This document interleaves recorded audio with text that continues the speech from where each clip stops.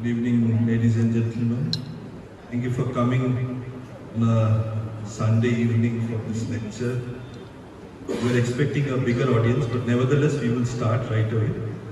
So, as per, this is the Theosophical Society and we have a protocol. We start all our proceedings with a universal prayer. It's a beautiful prayer. It has very deep meaning. So I would expect some of our members. Let's not wait. I'll lead the prayer. So I'll just recite the prayer and you arise and just repeat after me. It's short and sweet. Okay, Satrajit is here. Satrajit, please come and lead the universal prayer.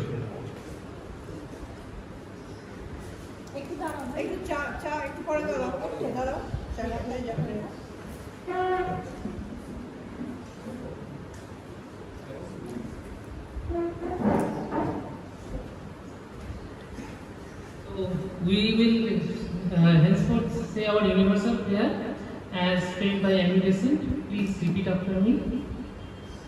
O hidden light vibrating in every atom. O hidden light shining in every creature. O hidden love embracing all in oneness. May each who feel himself as one with Thee know he is also one with every other. Please maintain 1 minute of meditative silence.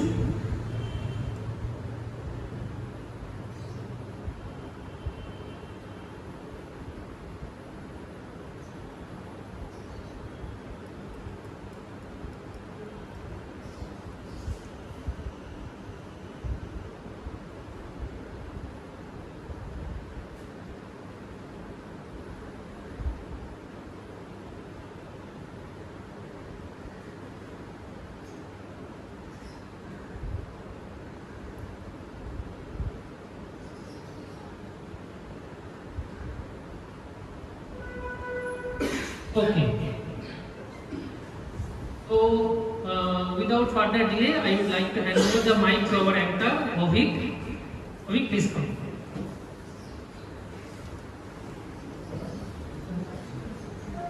Now I would request our speaker of the evening, Baisakhi Saha, to just come forward. We would like to felicitate her in a very small way, but it's a small gesture. So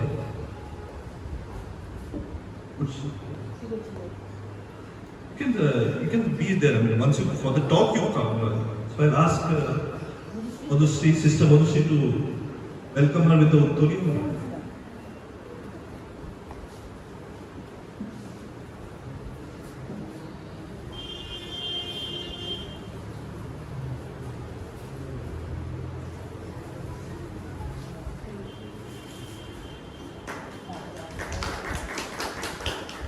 Then I would call upon Sister Thakurta to felicitate her with a flower bouquet.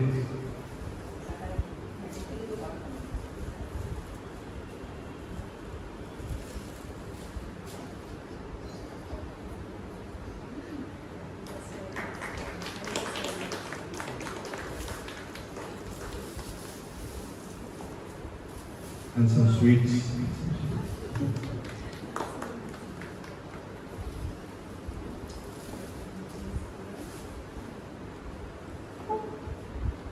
So now we are kind of good to go, so Baisakhi, please come onto the stage. It's my proud privilege and pleasure to introduce the speaker for the evening. A brief bio sketch of her. An award-winning international speaker, author, performer, teacher and globetrotter. Baisakhi Saha works towards advancing consciousness on the planet, having delivered several TEDx talks internationally, spoken at the Women Economic Forum, UN platforms, and more such distinguished venues worldwide in multiple languages. Still in her teens, Baisakhi left India to pursue higher studies abroad in Singapore on a scholarship. Since then, she has not just traveled, but lived in the different countries, studying life through myriad mirrors of reality. From Asia to Europe, to Europe, to Africa, to South America, to North and Central America. She has lived with local families, eating their food, adopting their lifestyles, inhabiting their culture, imitating their costumes, contributing to their economy, negotiating extreme realities and belief systems, and navigating diverse traditions and religions for several years to answer life's most pertinent questions. Coming from a conservative family background, she had to overcome all limitations to fly. Currently, she is a permanent resident of Costa Rica in Central America and is visiting India for the launch of a new book, Is Abracadabra by Hay House. The book recounts 21 magical stories from her travels across the globe that will make anyone perceive life from an altogether new dimension of reality and synchronicity. She briefly explained synchronicity, an experiential documentation of how to transcend the ordinary into extraordinary outcomes in alignment with our desires. It is peppered with true anecdotes of hope and faith, of magical coincidences and miracles. From a computing graduate to a marketing executive, to a German interpreter, English teacher, Spanish translator, to now an author and speaker, mysterious coincidences have led her from one place to another, contriving her to fulfill her destiny and leave a legacy. For more information about her evolutionary work, please visit her website, baisakhisaha.com. Thank you. So it's my proud privilege and pleasure to invite Baisakhi onto the stage.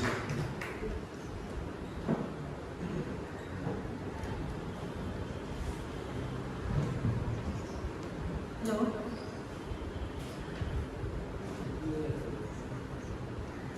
Okay, so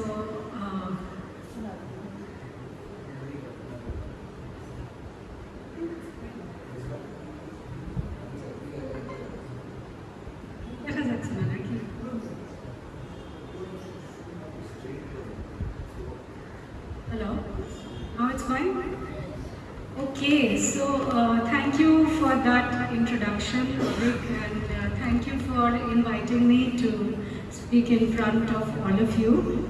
So as you are aware, today we are going to discuss the topic of synchronicity and synchro-destiny. What the hell is that?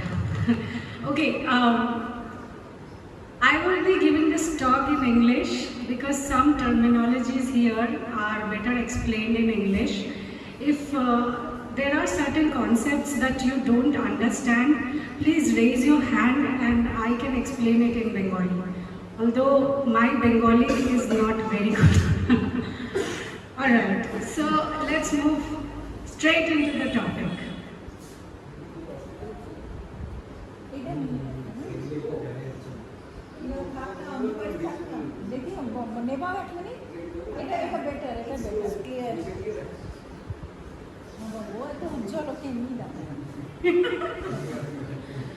Okay, so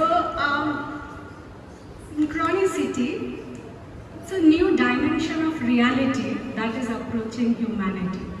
Now, what do I mean by that? It's a very interesting concept, and if you can connect with these higher dimensions of reality that I'm going to talk about in today's presentation, you will start living a very magical life. And I'm going to explain how that is possible and what this is all about. But before I dive into this topic, I want to ask the audience here, does anyone here know what synchronicity means, or the term synchro-destiny, what it refers to? You may have an idea, but if you would like to share 2 lines about your perception of synchronicity, please go ahead. Anybody? No idea? So nobody knows what this means. Okay, so the entire task lies on me to explain this very, very magical concept to you. synchronization? No. Yes, it is. You know, The you. virtue with which it synchronizes, that is synchronization. Yes. So you might have watched those synchronized swimming competitions, right? And I'm sure most of you know what that is.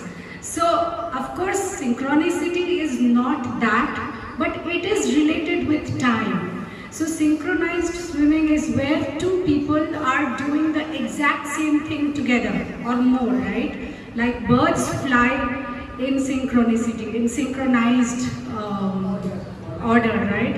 So, something similar to that, but not that. I'll come to it. So, why I chose this topic is because my new book, which just got published in India, it's called Life Is Abracadabra. I will explain the term abracadabra later, but you all might have heard of this term when you were kids. You know, the abracadabra kind of magic, where Ali Baba goes and says, "Open sesame," and this door opens, or Aladdin rubs his magic lamp and the genie comes out. So that is abracadabra kind of magic. Now I am saying that life is abracadabra, meaning life can be that magical. So let's see how that is possible. And today I'm going to take you through this ride, this magical ride of synchronicity. So what do we see here? What is this? It's a bug. Yeah, it's not a bug, it's a beetle. So beetles are very similar to bugs, but beetles can fly and most bugs can't fly. So that's the difference. So this beetle is called a golden scarab. So this is a golden scarab beetle. And the term synchronicity was coined by this great Swiss psychiatrist called Carl Jung. I'm sure you all must have heard of Carl Jung, right? Yeah, so he was a very, very famous psychiatrist and he started observing this phenomena of synchronicity and he could not actually define it, but it kept appearing in his reality and that's why he coined this term. So what is this whole synchronicity about? So I'm going to tell you a little anecdote that happened with Carl Jung from where this whole term came. So in the morning of April 1st, 1949, Carl Jung observed a figure in an inscription and in that figure it was a half man and a half fish. Shortly after, he was having lunch and for lunch that day he was served fish. And while discussing with a friend over lunch some concepts, the custom of April fish came up. You know, we call it April Fool, but actually it comes from the term April fish. It's a French word. It's called Poisson d'avril. So April Fool is actually April fish.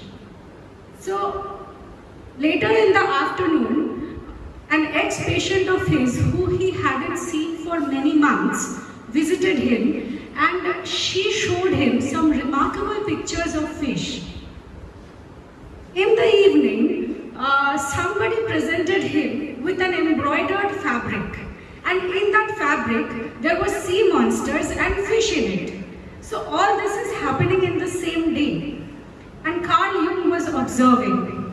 The very next day he had another of his former patients who came to visit him and this patient started narrating to him a dream that she had had the previous night where she saw a gigantic fish.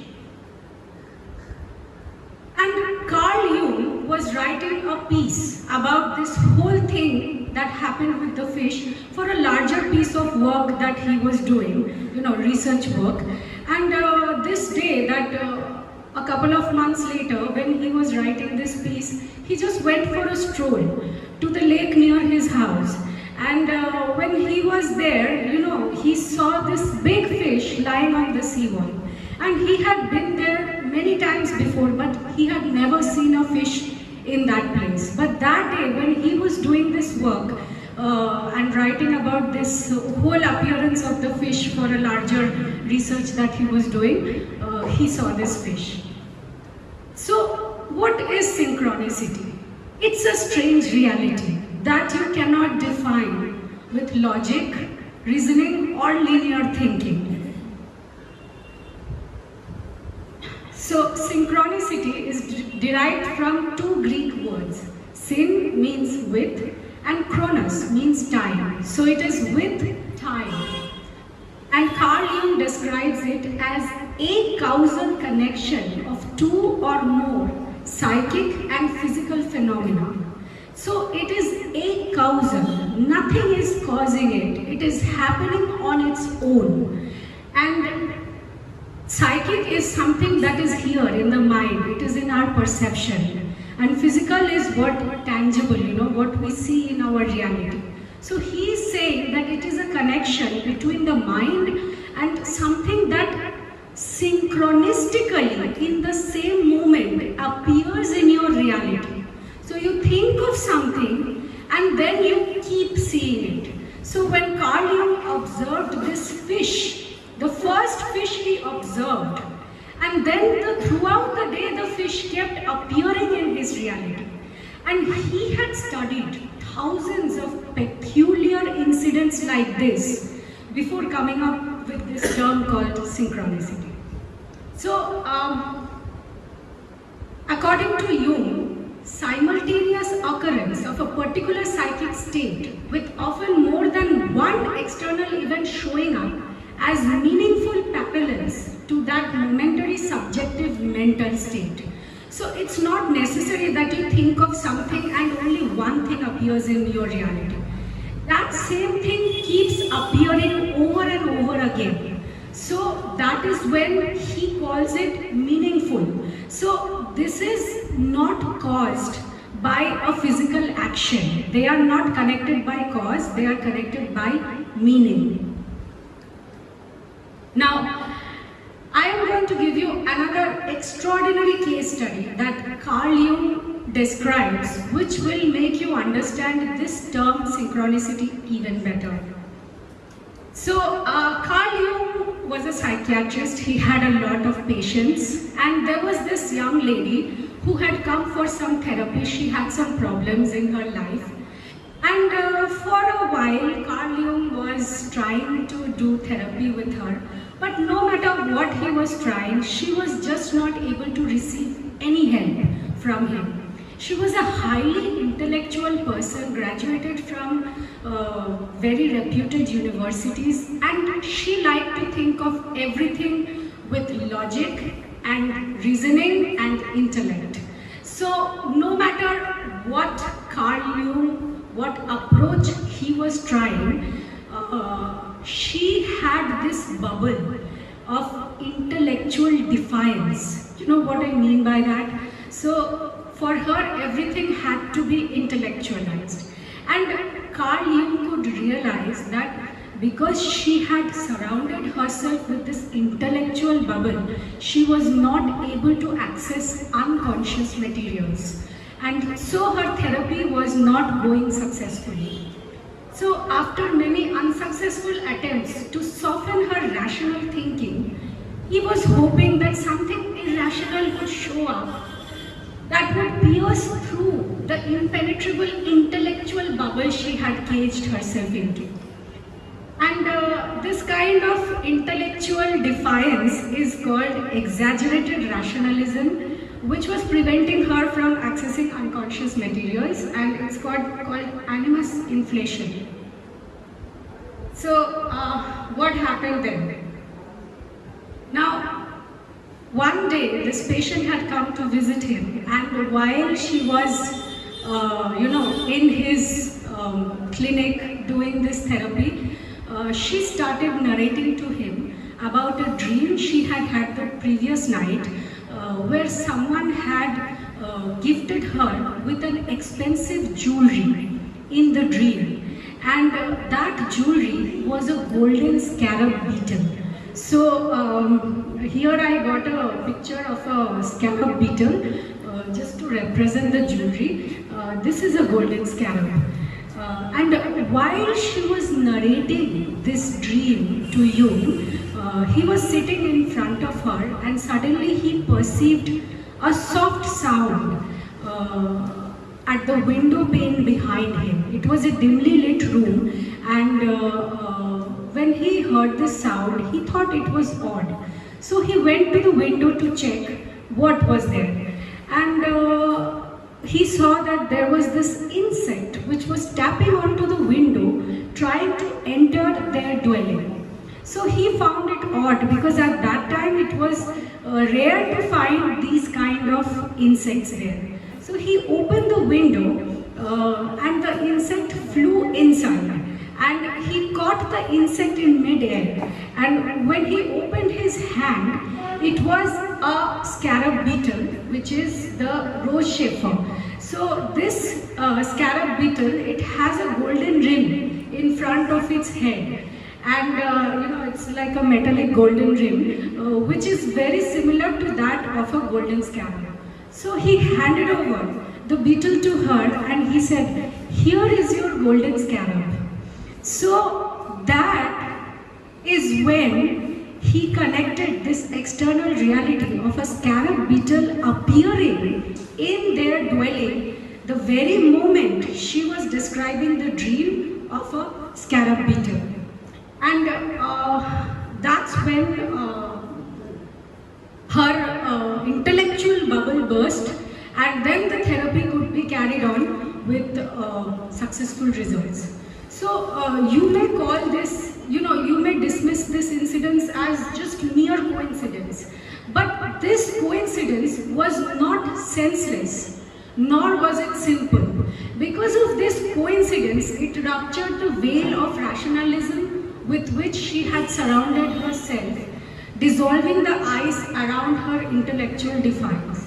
And then her therapy could be continued with successful outcomes, because suddenly just this appearance of the beetle, ruptured this whole linear logical thinking that she was so used to.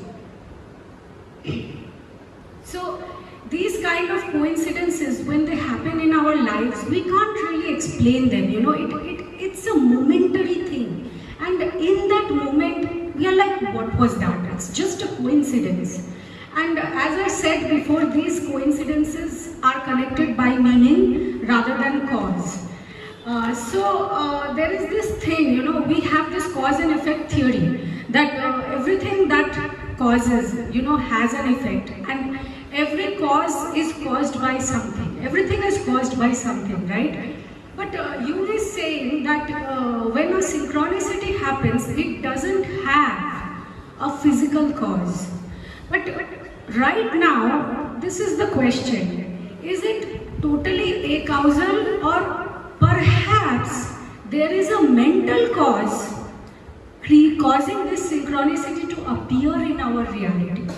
So here is the question. Now, when these external physical things appear in our reality that reflects our subjective mental state of that moment, is it because our thoughts are creating that reality, or is it because we had a premonition about something that was about to happen and we thought about it, or we started thinking about it and then it appeared?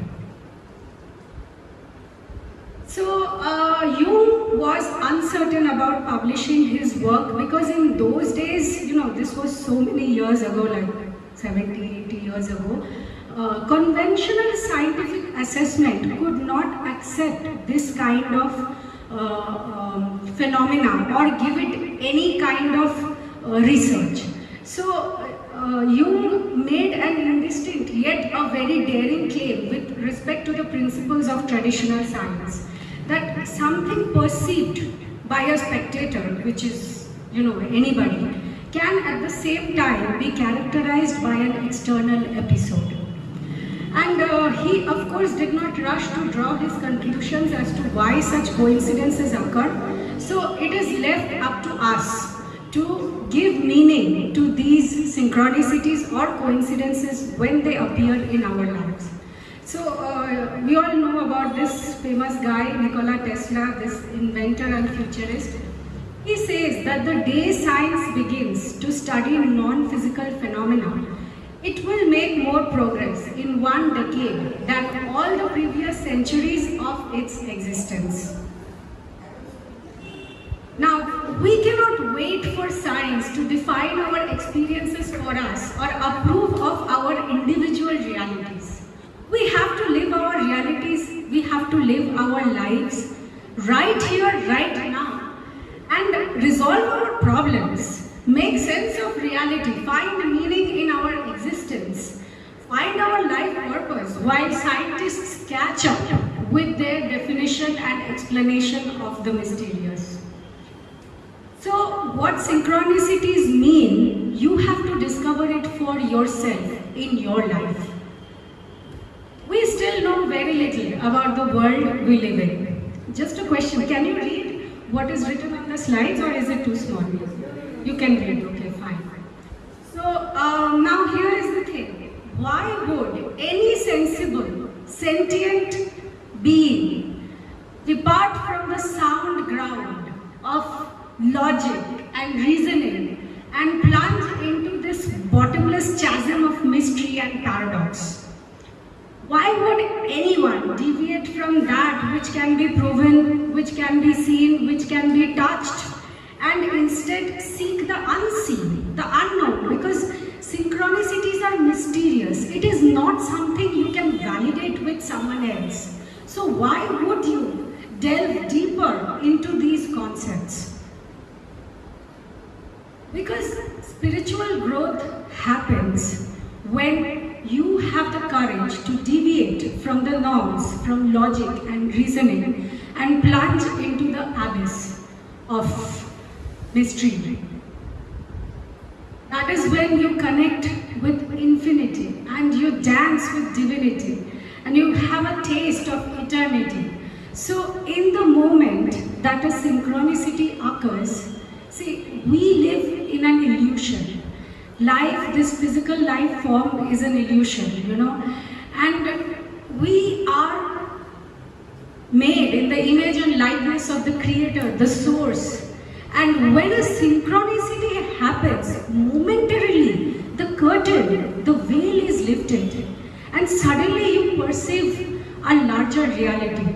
You have a sense of timelessness, or something magical happened, and that's when you have a glimpse of your true nature, of who you really are. So, the yearning for spiritual truth is such that you must leave your comfort zone of rationality and practicality. Quit relying on the seen or proven, and instead take the side street, the dark alleys, the shadowy lanes of mystery and infinity. And that's when you can have an experience of your own divinity. So, that which is spiritual must be learned by the self without proof or validation. Now, there is no method to prove these things, at least as of now.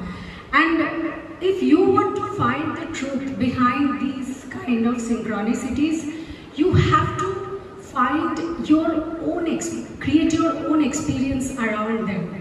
So it is futile to search for proofs, and when you try to prove these things to someone else, you are not really convincing anybody but convincing yourself. You are trying to orient yourself around this phenomena that is happening to you.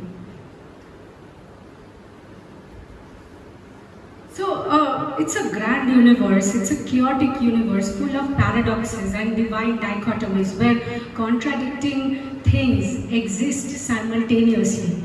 And the only way that you can make sense of any of this is when you start noticing these synchronicities, because in those moments you feel this internal guidance telling you about your true nature, about your life purpose, about your divinity. And somehow when you see, what most people do is when these things occur to us, we just dismiss it as a random coincidence.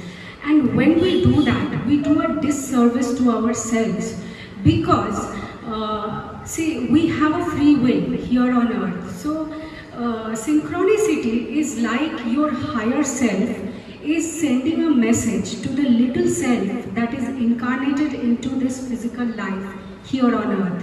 And when you choose to ignore this synchronicity, it will just recede past. I mean, it will pass you by, it will recede into your past without creating a single ripple in your field of reality. However, if you take note of it in that moment, and if you pursue the thought that you were having in that moment, then these synchronicities start multiplying, and you start experiencing more and more and more synchronicities, and they become so frequent and sometimes even coherent that it just blows your mind. Anyways, I will come to it slightly later. So once you become aware, as I said, you become aware of these synchronicities as your guidance mechanism, you can figure out what is your personal truth in that moment. Now, there is no absolute truth in the universe. We all have our own filters.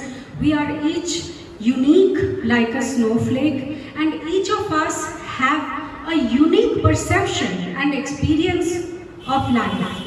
So these synchronicities don't happen to a large number of people at the same time. So when it is happening to you, you cannot even validate it with a friend or with someone else.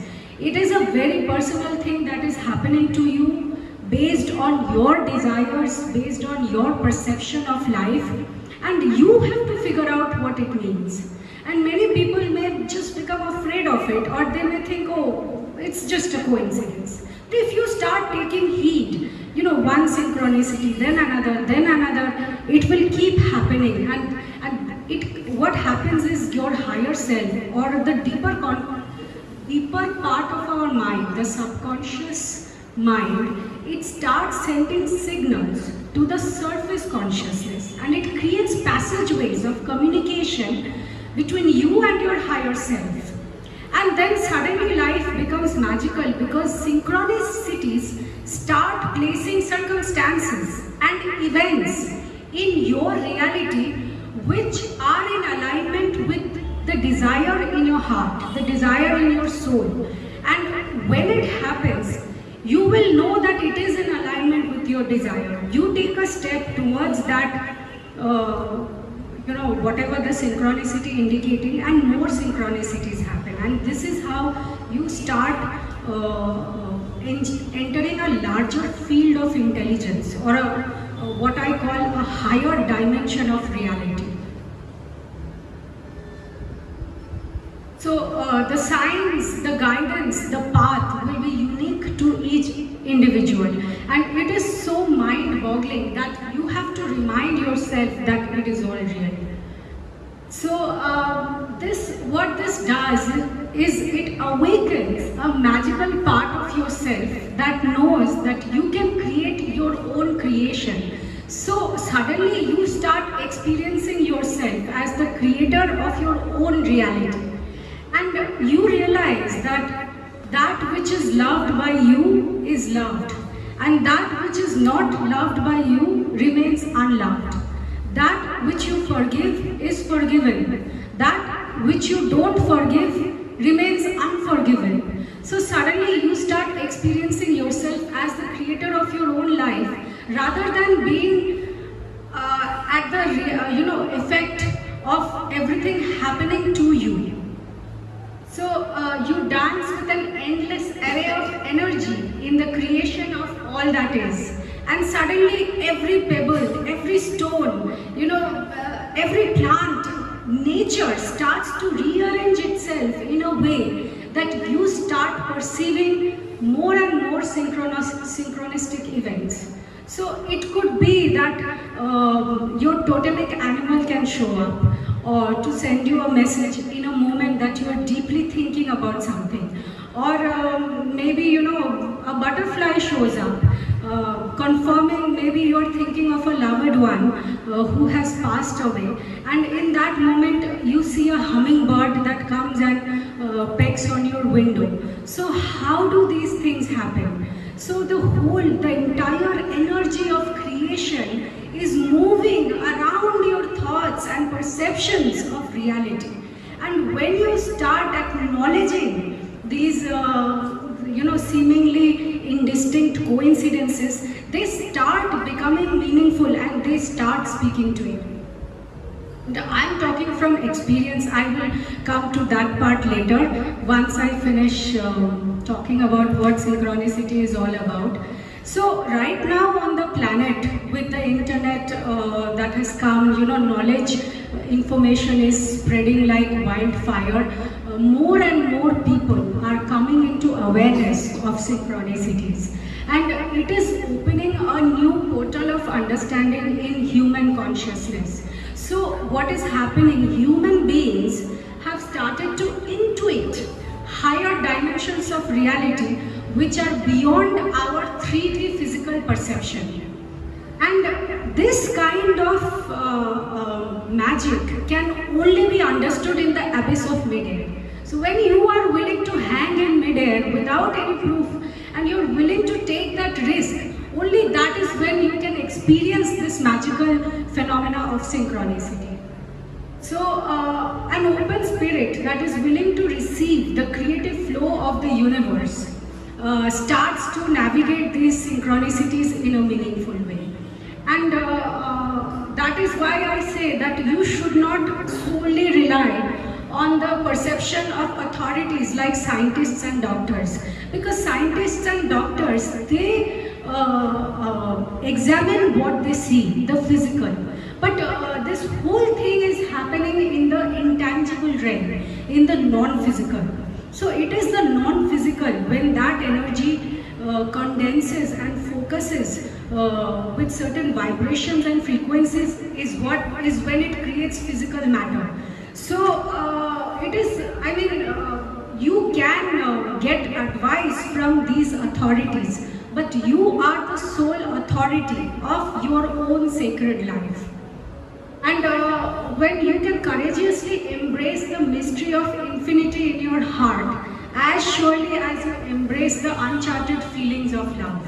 So when you fall in love with someone, or when you feel this strong attraction towards someone, there is nothing logical or rational behind that experience. It's a feeling. It speaks to you and you feel it. You know it for sure that you feel this. So what is that feeling? So synchronicity is the same. When you can embrace this mystery of infinity in your heart, that is when you can enter this magical realm of synchronicity, and it guides you and takes you to your true destiny, the path where you feel the most fulfilled in life.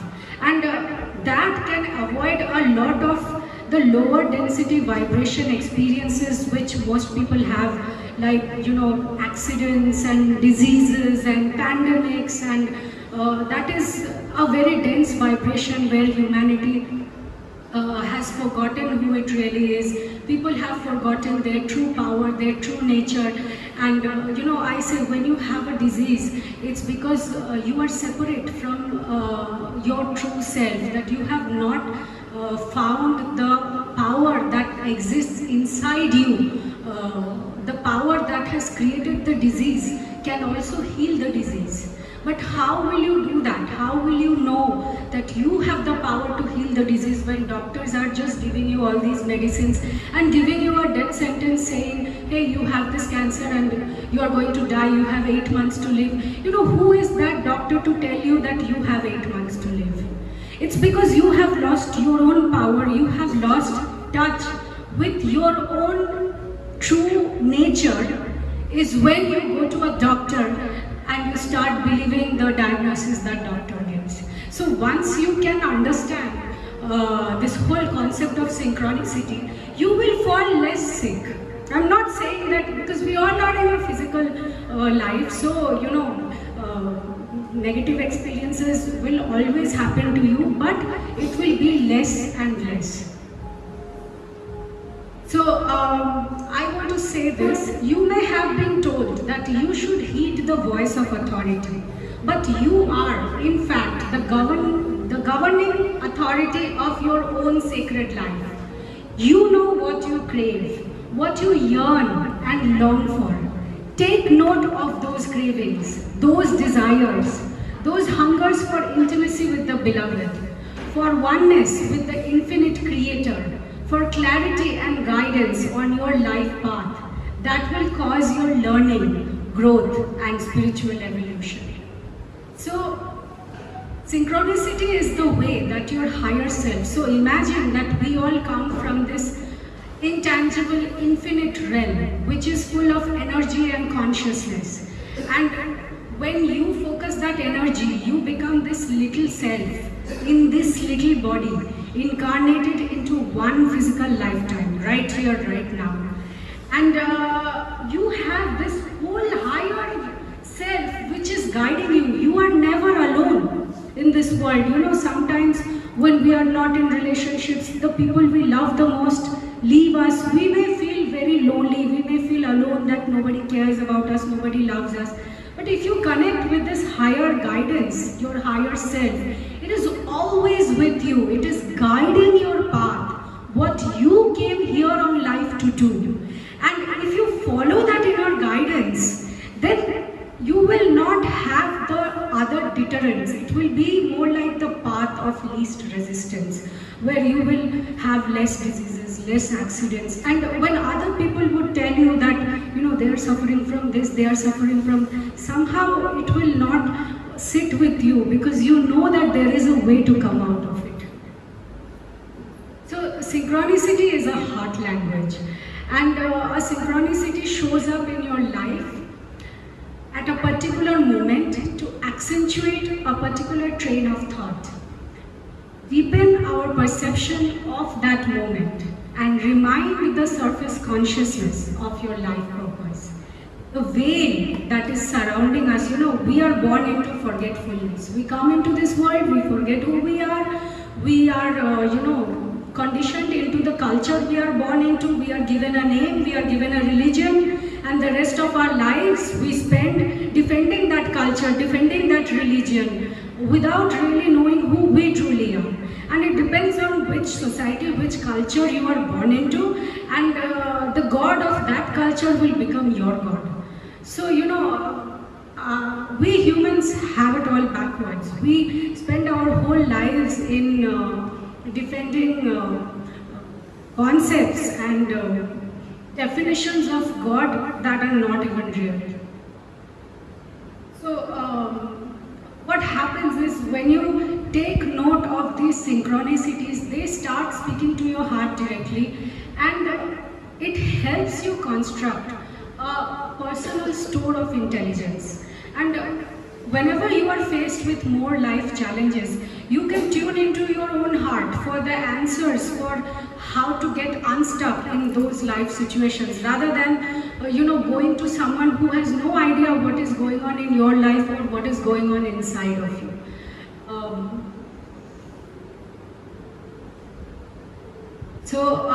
Just on a broader perspective, the divine or the creator is basically seeking itself in its own experience, and the creator wants to know itself. How the creator will know of its own divinity?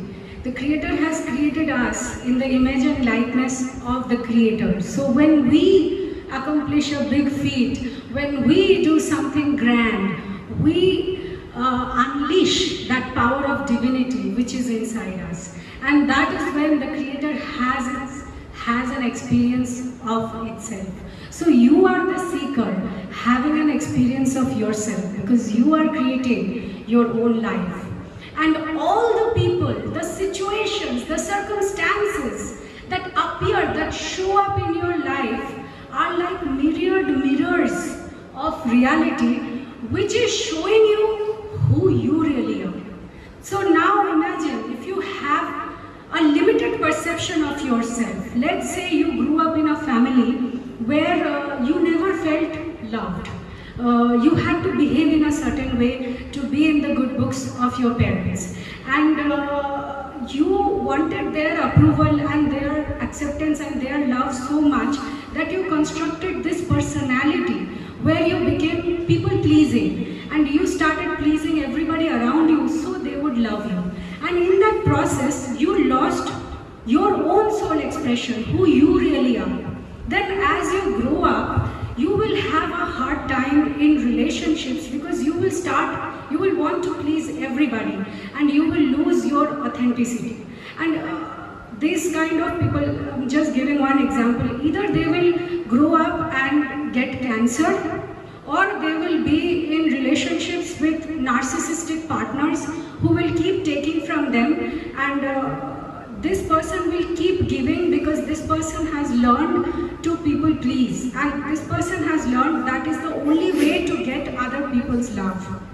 Now, why is this reality showing up? Now, for this person, the external reality is very painful because this person meets abusers in relationships, or this person gets a terminal disease like cancer, which is very painful to navigate because this person has a very painful concept of himself or herself that I am not good enough or I am not lovable.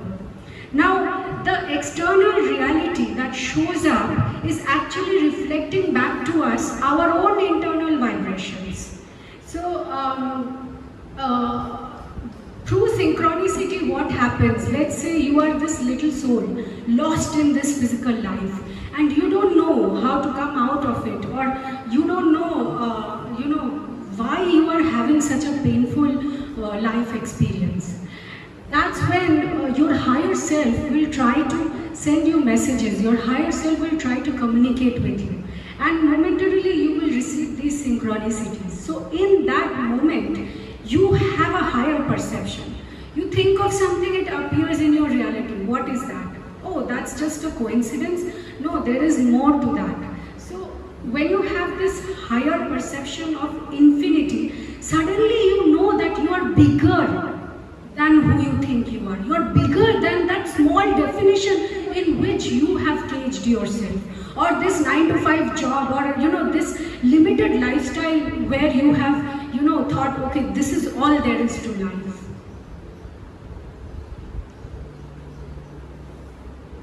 Okay, I have already gone through this, so I will just skip this slide. As I said before, your synchronicities will be unique to you, and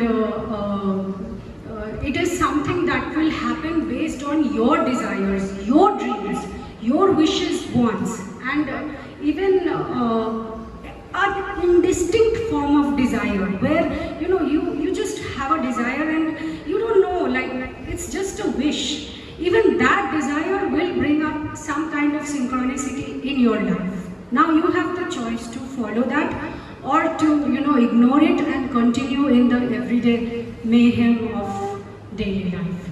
And of course your synchronicities will be different from others' synchronicities because you don't think and feel the same way as another does, right? So the more groomed is your energy, the more, the more groomed is your desire, the more synchronicities will show up in your life. Now, this is a very common synchronicity, 1111. How many of you at some point of your life have seen these 1111 appearing on your watch, or many people see this. Anybody here who has seen? You have? Okay, you have. So suddenly it's not you are waiting for the watch when it will turn 1111. Suddenly you look at the watch and you are like, oh, it's 1111. A lot of people are having this experience. They are seeing these numbers. It can be other synchronous repeating numbers like 999 or 333, 444, depending on what number speaks to you again. So in this case, there is an aspect of an individual mind, which is you, which is in communion with the mass mind. So this 1111 experience is happening to a lot of people across the whole world. And this appearance of 1111 can therefore have a broader significance than just a personal meaning to you. Still, how you perceive that moment is unique to you. And although many people see 1111, to each that repeating 1111 number speaks differently. And how do you take note of these synchronicities? So in the moment a synchronicity happens, retrace your thought and think, what was I thinking in that moment? So suddenly your higher self signals to you that pursue that train of thought. You know, it will probably lead you to the answer that you are seeking in your life. Maybe you're stuck at something, you have a problem, and suddenly you find a solution. And synchronicities don't just appear as numbers or a totemic animal. It can appear in a dream. So you may have a problem and you may have a dream about that problem and you find a solution to that problem. So that is also a synchronicity. That is again your higher self or your subconscious mind communicating to the surface consciousness, and it actually gives you answers to your life problems. And there is another kind of synchronicity that repeats over several lifetimes. So sometimes what happens, let's say a particular soul has taken on a particular journey or a particular mission, and this one kind of synchronicity keeps appearing in that person's life over different lifetimes, and that kind of synchronicity is called a deja vu. I'm sure most of you here have heard of the term deja vu. So when you are having a deja vu, it is also a moment of synchronicity to perceive that moment, what exactly happened, and this is probably something that is happening to you over several lifetimes, because in a deja vu you have a feeling that I have been here before. It's a familiar moment. And what is that familiar moment? You have never been here before. This thing hasn't happened before. So why do you have this feeling that this has happened before? So it is probably coming from another lifetime, or you have seen this in a dream, in a precognitive dream, and now you are passing through it in your physical life and you have this feeling of deja vu. There is no objective observation of anything by anyone. The observer always affects the observed, and thusly your reality is defined. So we rely so much on science and logic and reasoning that we forget to tune in to this inner voice that is constantly speaking to us. And if we tune into that, we will be guided on our life path, and we have each come here to create our own paintings, to create our own masterpiece. I always give this example, let's say you're born into this culture, this Indian culture, and your mother wants you to be a doctor, your father wants you to be an engineer, your teacher wants you to be a IT graduate, and you want to be a rock star. So how do you give birth to this rock star if you listen to everyone around you? So these people are painting your reality with the brushes of their thoughts, their perceptions, and they are projecting it onto your reality. You will never be able to give birth to this rock star if you listen to all these noises around you. And maybe you will take on a normal job, you will make a lot of money, but it will never give you true satisfaction because you have not given birth to that rock star. And you will grow up, you will go to music concerts, you will see other rock stars performing, and something inside will keep speaking to you. But as you grow up and you pass through life, you pass more and more years, that dream will, be dead somewhere in your psyche, and you will maybe live a joyless life or a life with chronic ailments and diseases because you have allowed everyone else to paint the painting of your reality that you had come here to paint. So, I think I have already explained all this. So when when a synchronicity happens, don't try to rationalize the experience with logic or reasoning. You will find meaning as you connect with something intangible, something infinite that you cannot grasp with rational or linear thinking. And when a synchronicity happens, you will feel a sense of validation. It's as if a higher intelligence seeps into your conscious awareness of daily existence. And it all feels intuitively right, as a subconscious sense of significance bursts through your mind. So this is my quote. I say, logic is tragic because it has no magic.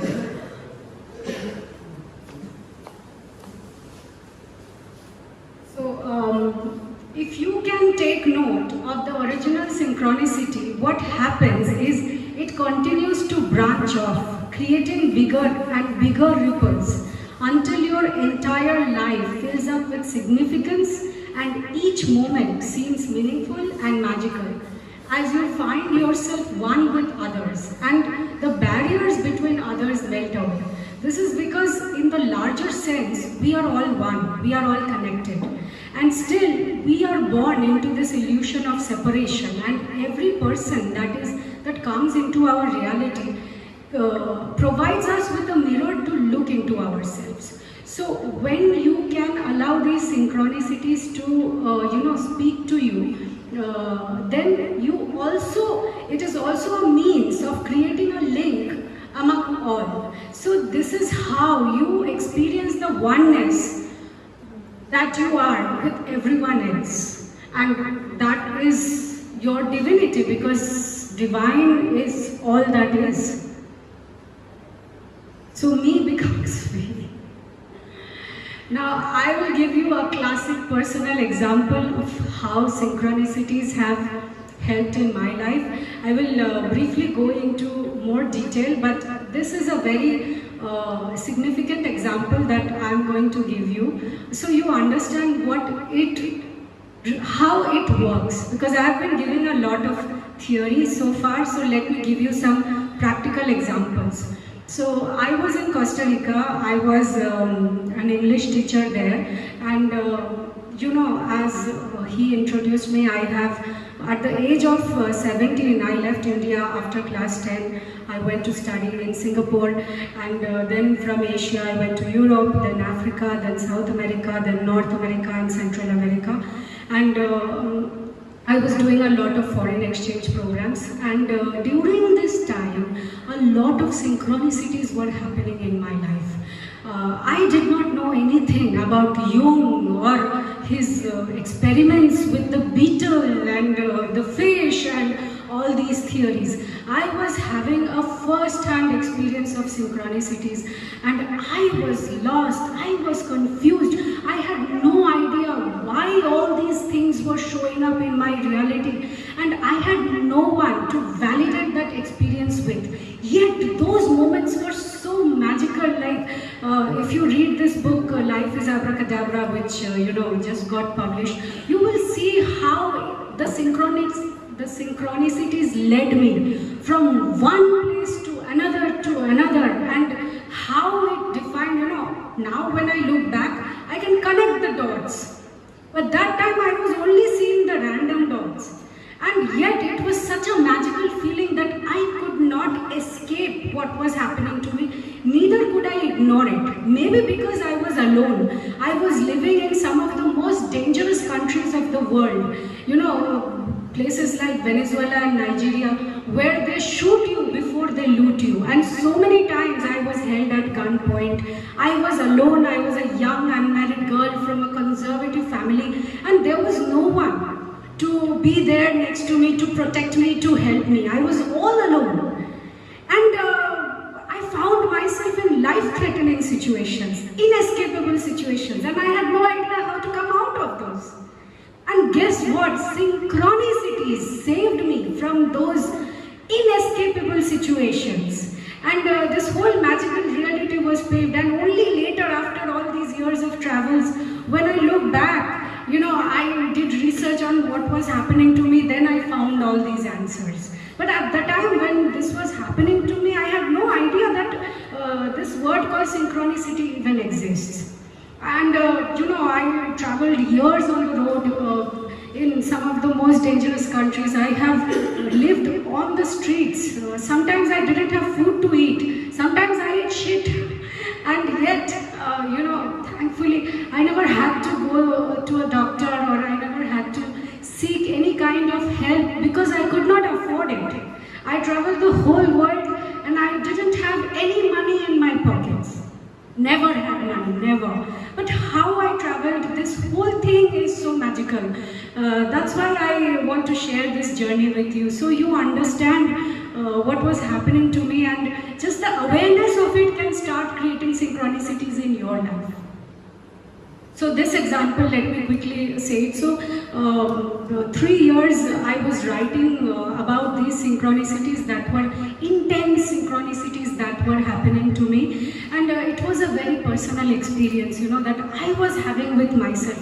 It was so blissful that, at times I didn't even want to go and socialize. Like, for example, when I lived in Venezuela, it's a very vain culture. Every weekend people go out, they drink and dance, and they have this culture over there. And that time I was bombarded with these synchronicities from the universe, that I used to sit under the mango tree, which was outside my workplace. I was working there as an English teacher. And I used to write about these synchronicities that were happening to me. And I was writing it for 3 years non-stop, until one day I had a very direct sign, or what I say feeling, that I should publish these writings and make it into a book. Now this little self that I was very, very scared. I didn't want to publish this book, I didn't want the whole world to know what is going on inside my heart. This thought had come, and this thought would not leave me, and I didn't know whether to publish it or not. It was in such a raw form. I didn't even want to edit it, because if I would edit these writings, then the authenticity of the material would go away. So I made it a matter of prayer. One day I was going to work, and I just told God that if you want me to publish this book, give me a direct sign, a sign so sure that I cannot miss it. And as I was walking, there was this crossroad, and I just stopped because the vehicles were passing, and I closed my eyes and made this prayer to God. And the moment I opened my eyes, this huge trailer passed by, and on this trailer was written, Oceano todos los libros, which means in Spanish, ocean is, the ocean, all the books. And immediately I had a sense of feeling that there is a place for all the books in the universe, including my book. And this ocean had a huge significance for me, because I was looking for my true destiny. And I considered myself like a river. The river flows across the earth, and eventually it finds its destiny, the ocean. It merges with the ocean. So I was moving from one continent to another continent like a river, and the ocean was my destiny. So when this trailer came, this was the meaning that it conveyed to me. But the little self is always in doubt. So I dismissed it as a coincidence, and I walked on. I was going to work, I went to work, I was teaching English, and it was an evening class, so I was teaching some grammar to my students, and that day I was teaching modal verbs. So modal verbs are like may, might, can, could, should, must. As I was teaching, one of my students just raised her hand and she said, "Teacher, can I give an example?" And I said, "Go ahead." She wanted to know if she understood it properly. And she said, "The teacher must have written a book." And I was shocked, because she had no idea. That very afternoon, I had prayed to God, and I had told God to give me a sure sign that I should publish this book, these synchronistic experiences that were happening to me. And she said it in a past tense. So this was a book that was already written, not a book that I was going to write. And again, I dismissed it as a mere coincidence. I thought, okay, maybe, I'm just imagining things. I was still scared to publish these writings.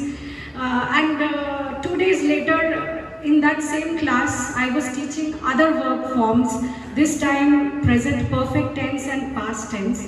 And the same student in the same class once again wanted to give examples. She raised her hand and she said, the teacher has written a book. And then she said, the teacher wrote a book.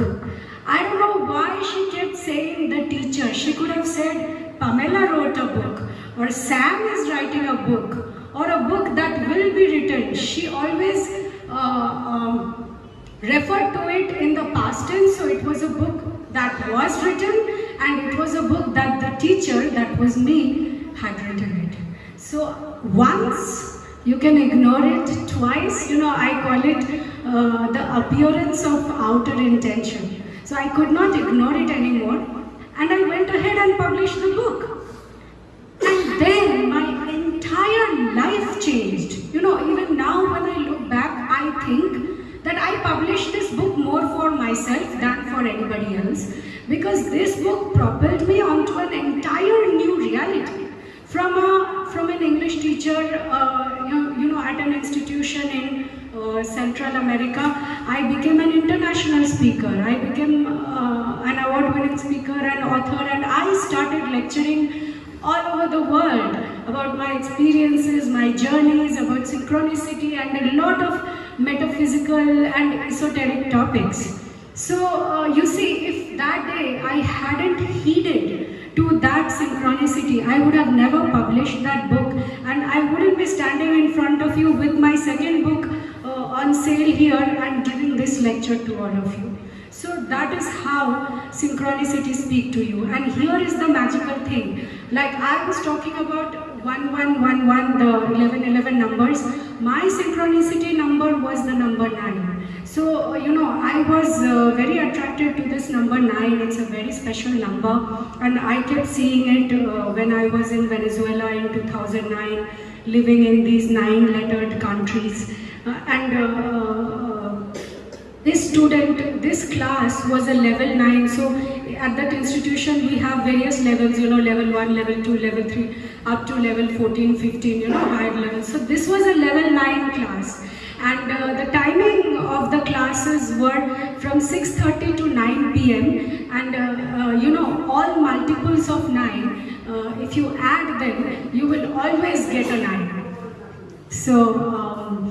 So my first book is called Magic 9. It's a 9-lettered word, and it talks about how synchronicities work and about this magical number 9. So here in this part, I'm just going to talk a little bit about more of my experiences with synchronicity. So as I said, I did not know anything about Jung's experiments or theories when I started experiencing them.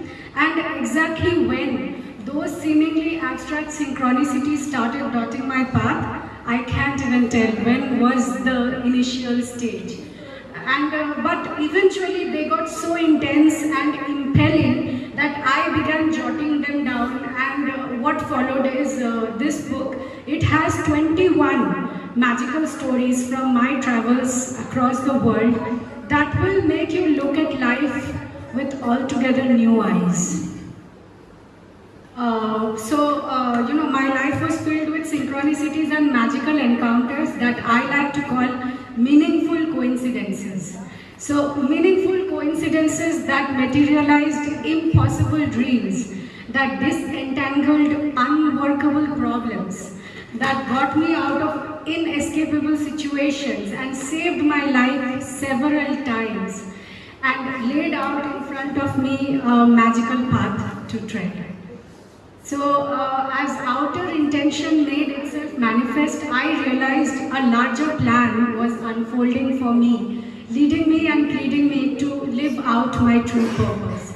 And I had to take these next steps on the basis of these synchronicities, which was solely a leap of faith, and a childlike wonder to plunge into this abyss of mystery and allow the guidance to reveal itself. So it is a path of the heart, and even so many times my rational mind could not completely fathom or explain this experience that was happening to me. So I did not know what it was, but it was taking me on this magical journey where I felt that reality was literally bending for me. And most of us look at physical reality as this, I like to give this example of a stone prison. Let's say you are in a stone prison, and for years and years and years, people follow the same routine, the same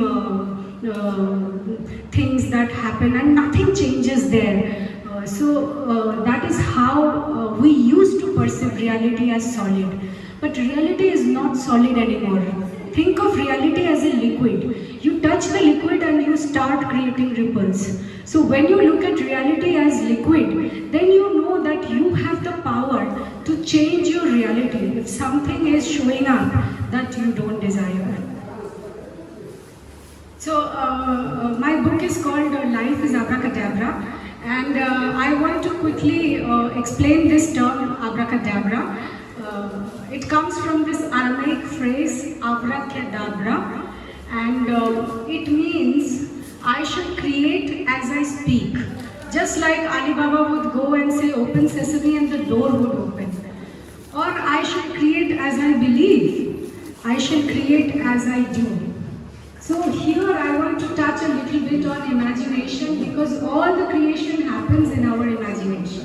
What we believe, what we think, what we do, what we say comes from the source that is imagination. So God is man's imagination and man is God's imagination.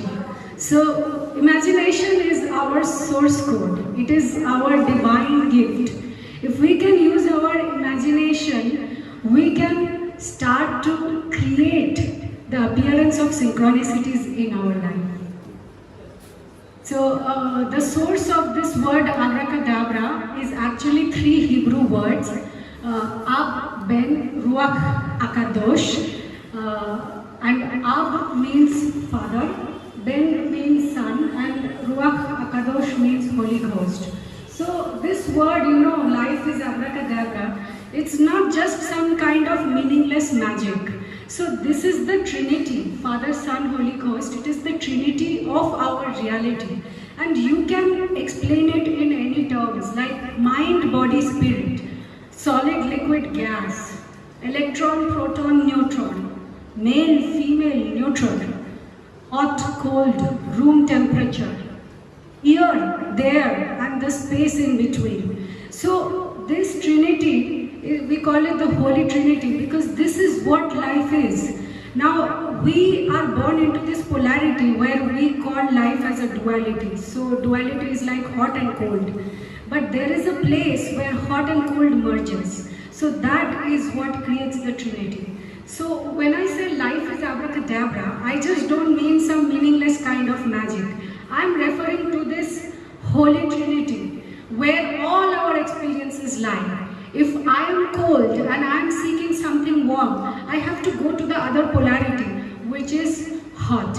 Let's say I am experiencing a very difficult situation in life and I want to be healed. What is healing?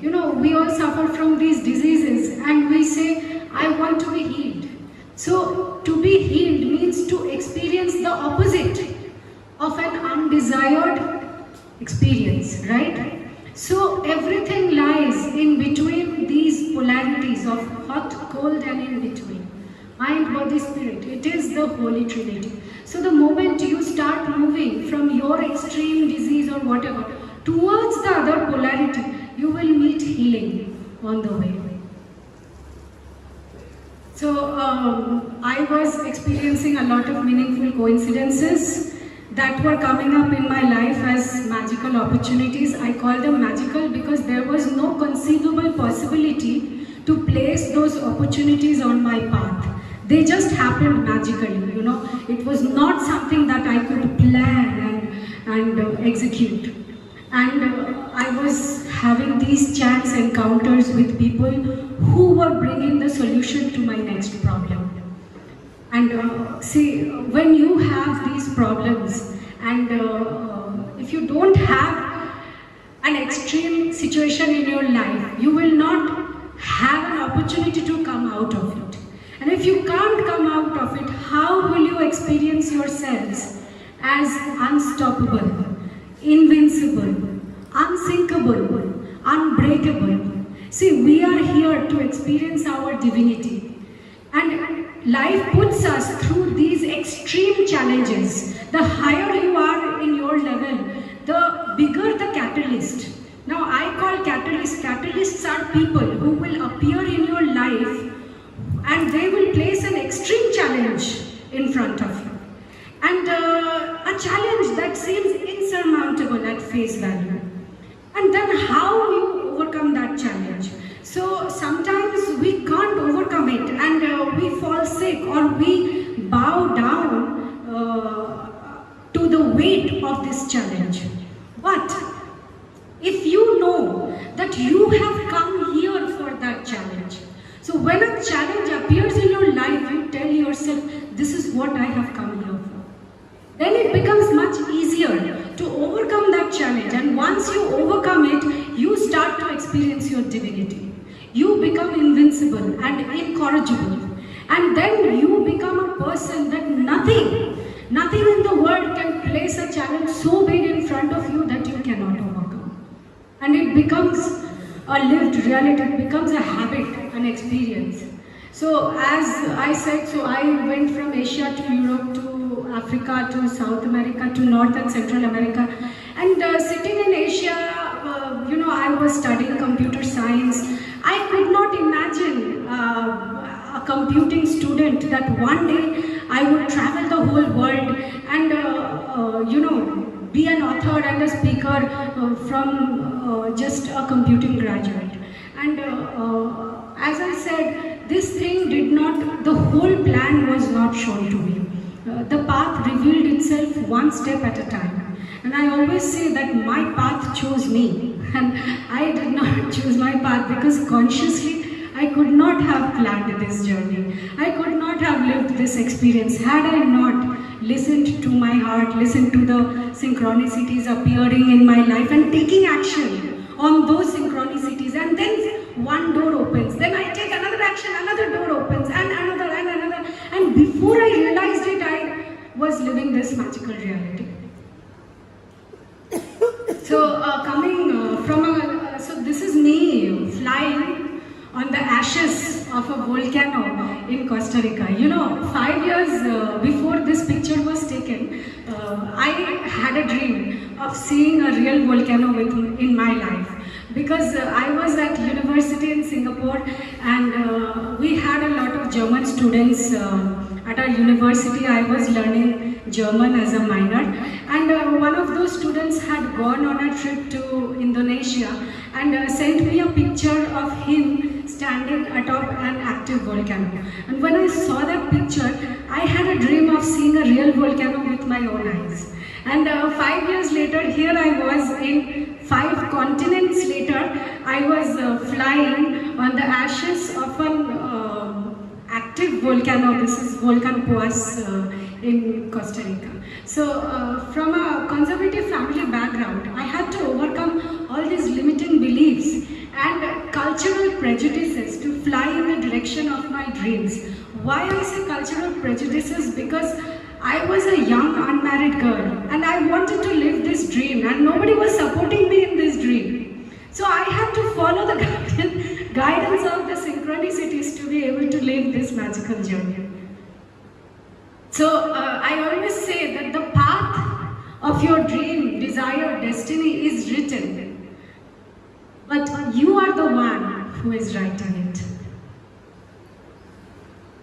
So my book synopsis starts with this. I think people are afraid to dream because they don't want to be disappointed. You know, when our dreams are so big that we have no idea how to manifest that dream, we don't take action towards that dream because we don't want the pain of rejection or the pain of that unfulfilled dream. So, but what if there was a way to co-create your dreams with the larger universe?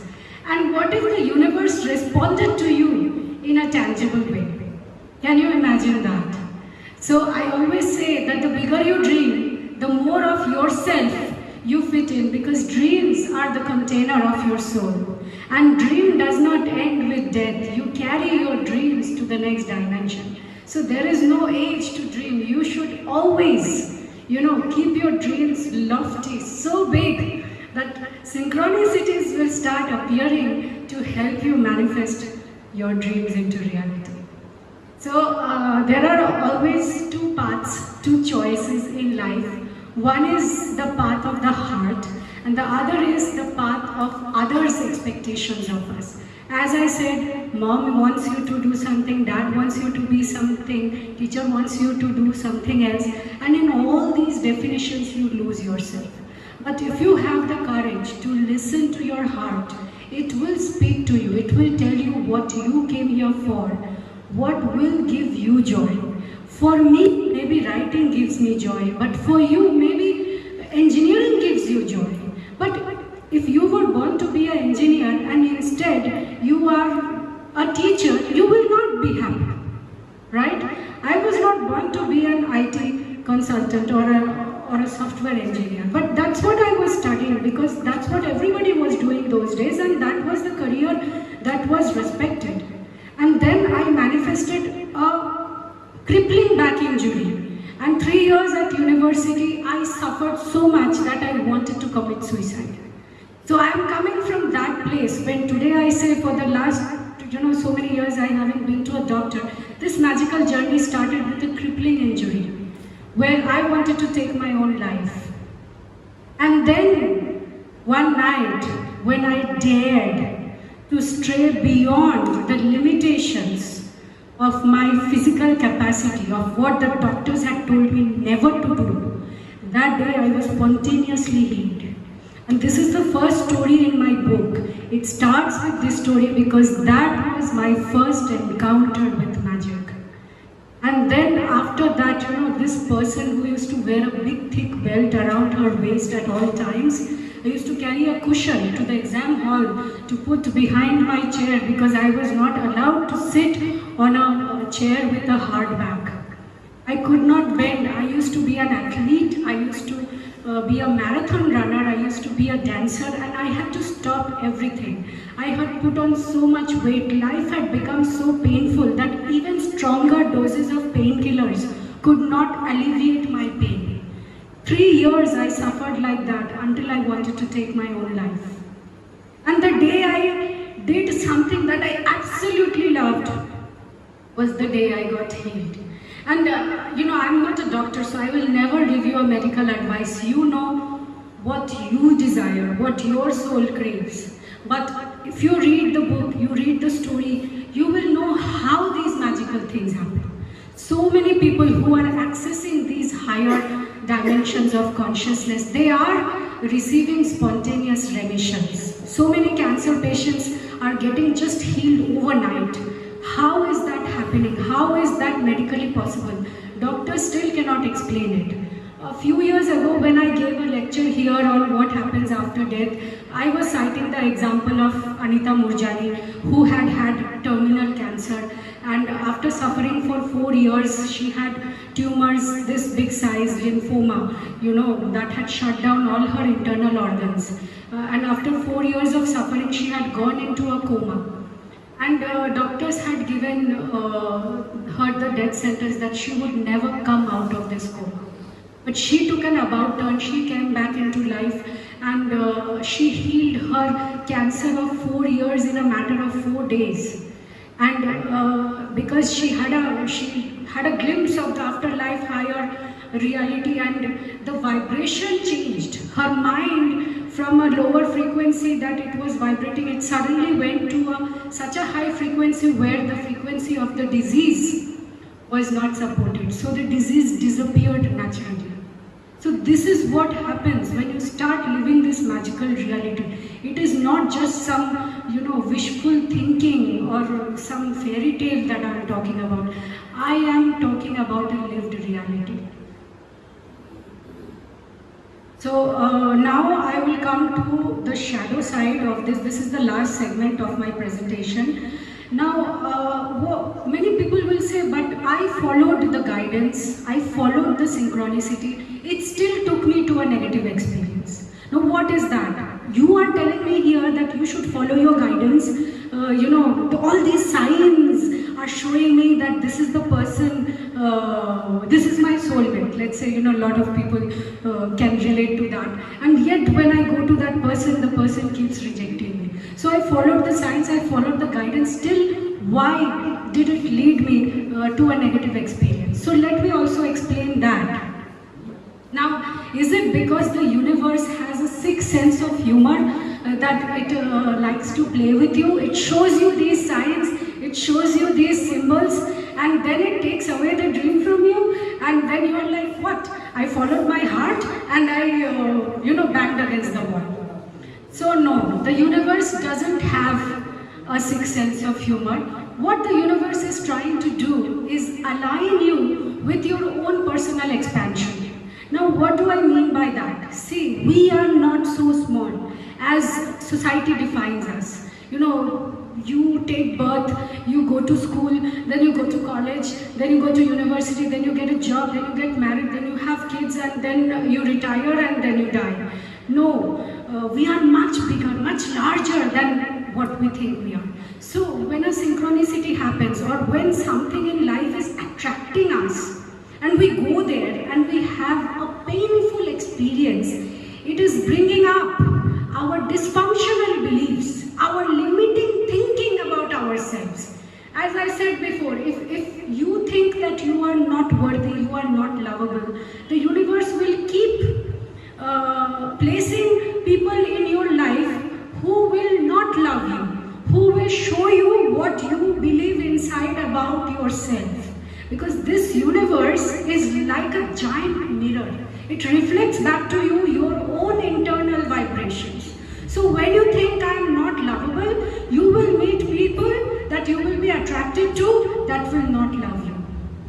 And that is how you recognize yourself. So when you have these painful experiences, it's not because life is bad, that we should escape life, get moksha, never reincarnate. It's not like that. It's because life is showing you what is inside you.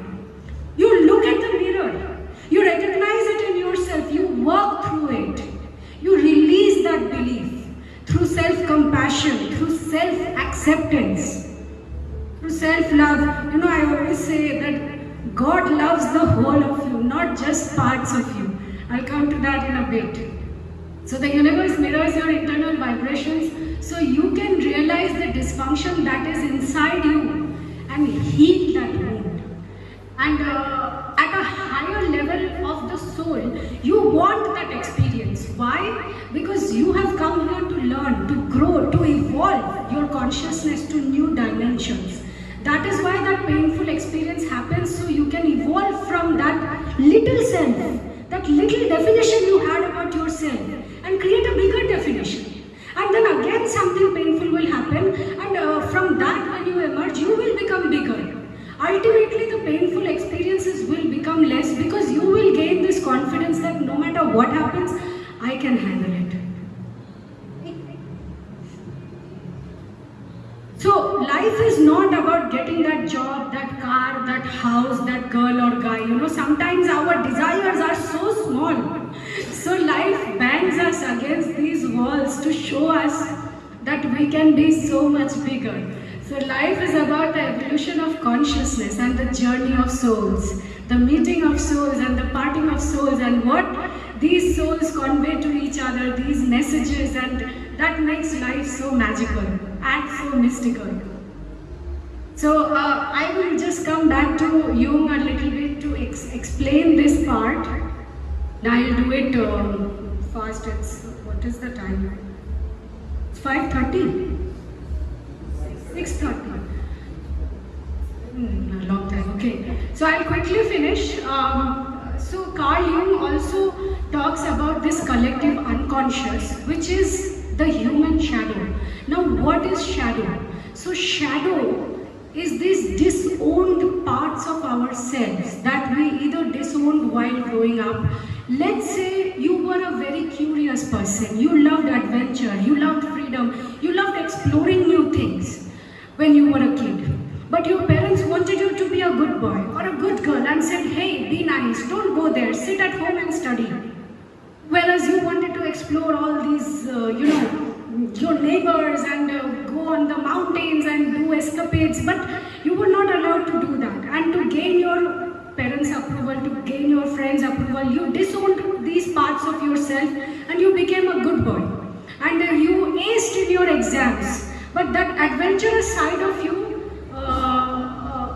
went to sleep. You grew up, you took a good job, and you are making a lot of money, you are even successful in your life. But you cannot give expression to this adventure because you have disowned this part as a child. Because you have told yourself that if I am adventurous, I will not be accepted. So life will keep bringing these experiences to you so you can start owning these parts of yourself again. So this is a matter of integration. And what happens is when we disown these parts of ourselves in order to be accepted and all that, our consciousness fractures. It becomes, into many parts, and then we feel scattered. We don't know anymore who we really are. And then what happens, that painful childhood where we were not able to experience our power, when we grow up and when we actually get power, we start to misuse that power. Now many people make the ego an enemy. They say, it's an egoistic thing, it's bad. See, the ego is there for a reason. The ego gives us our identity in our separation. So without the ego, we will not know our boundaries. Let's say I'm in an abusive relationship and my husband keeps abusing me, keeps beating me. If I don't know my boundaries, if I don't have an ego, I will keep experiencing that painful reality. So what the ego tells you is that, this is painful. You have the power to come out of this relationship. You have to find the courage to say no to that abuse. So that is why the ego is there. It is there to protect it. But what happens, you see, most of our world leaders, if you look at their childhood, let's take Hitler, for example, or anybody for that matter, who are creating a lot of destruction, a lot of damage. They have probably had very painful pasts where they could not experience their own power. So when they grow up and suddenly they have power, they start to misuse it and they lash out on others and they become emotionless because they are in so much pain. They want to cause that same pain to others in the hope that the others will know the pain that they have been through. So you see, in the end, that soul is still seeking connection and love with the other person. But by creating pain for that person, just to give that person an experience of what this person went through.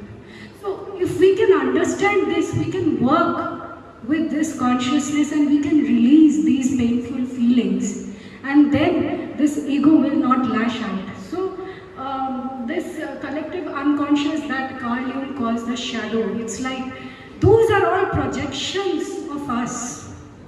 When we can embrace humanity for all it is, then only we will be able to move on to another dimension of reality as a collective humanity. Right now, the synchronistic experiences are happening to some individuals, but not at a very grand scale.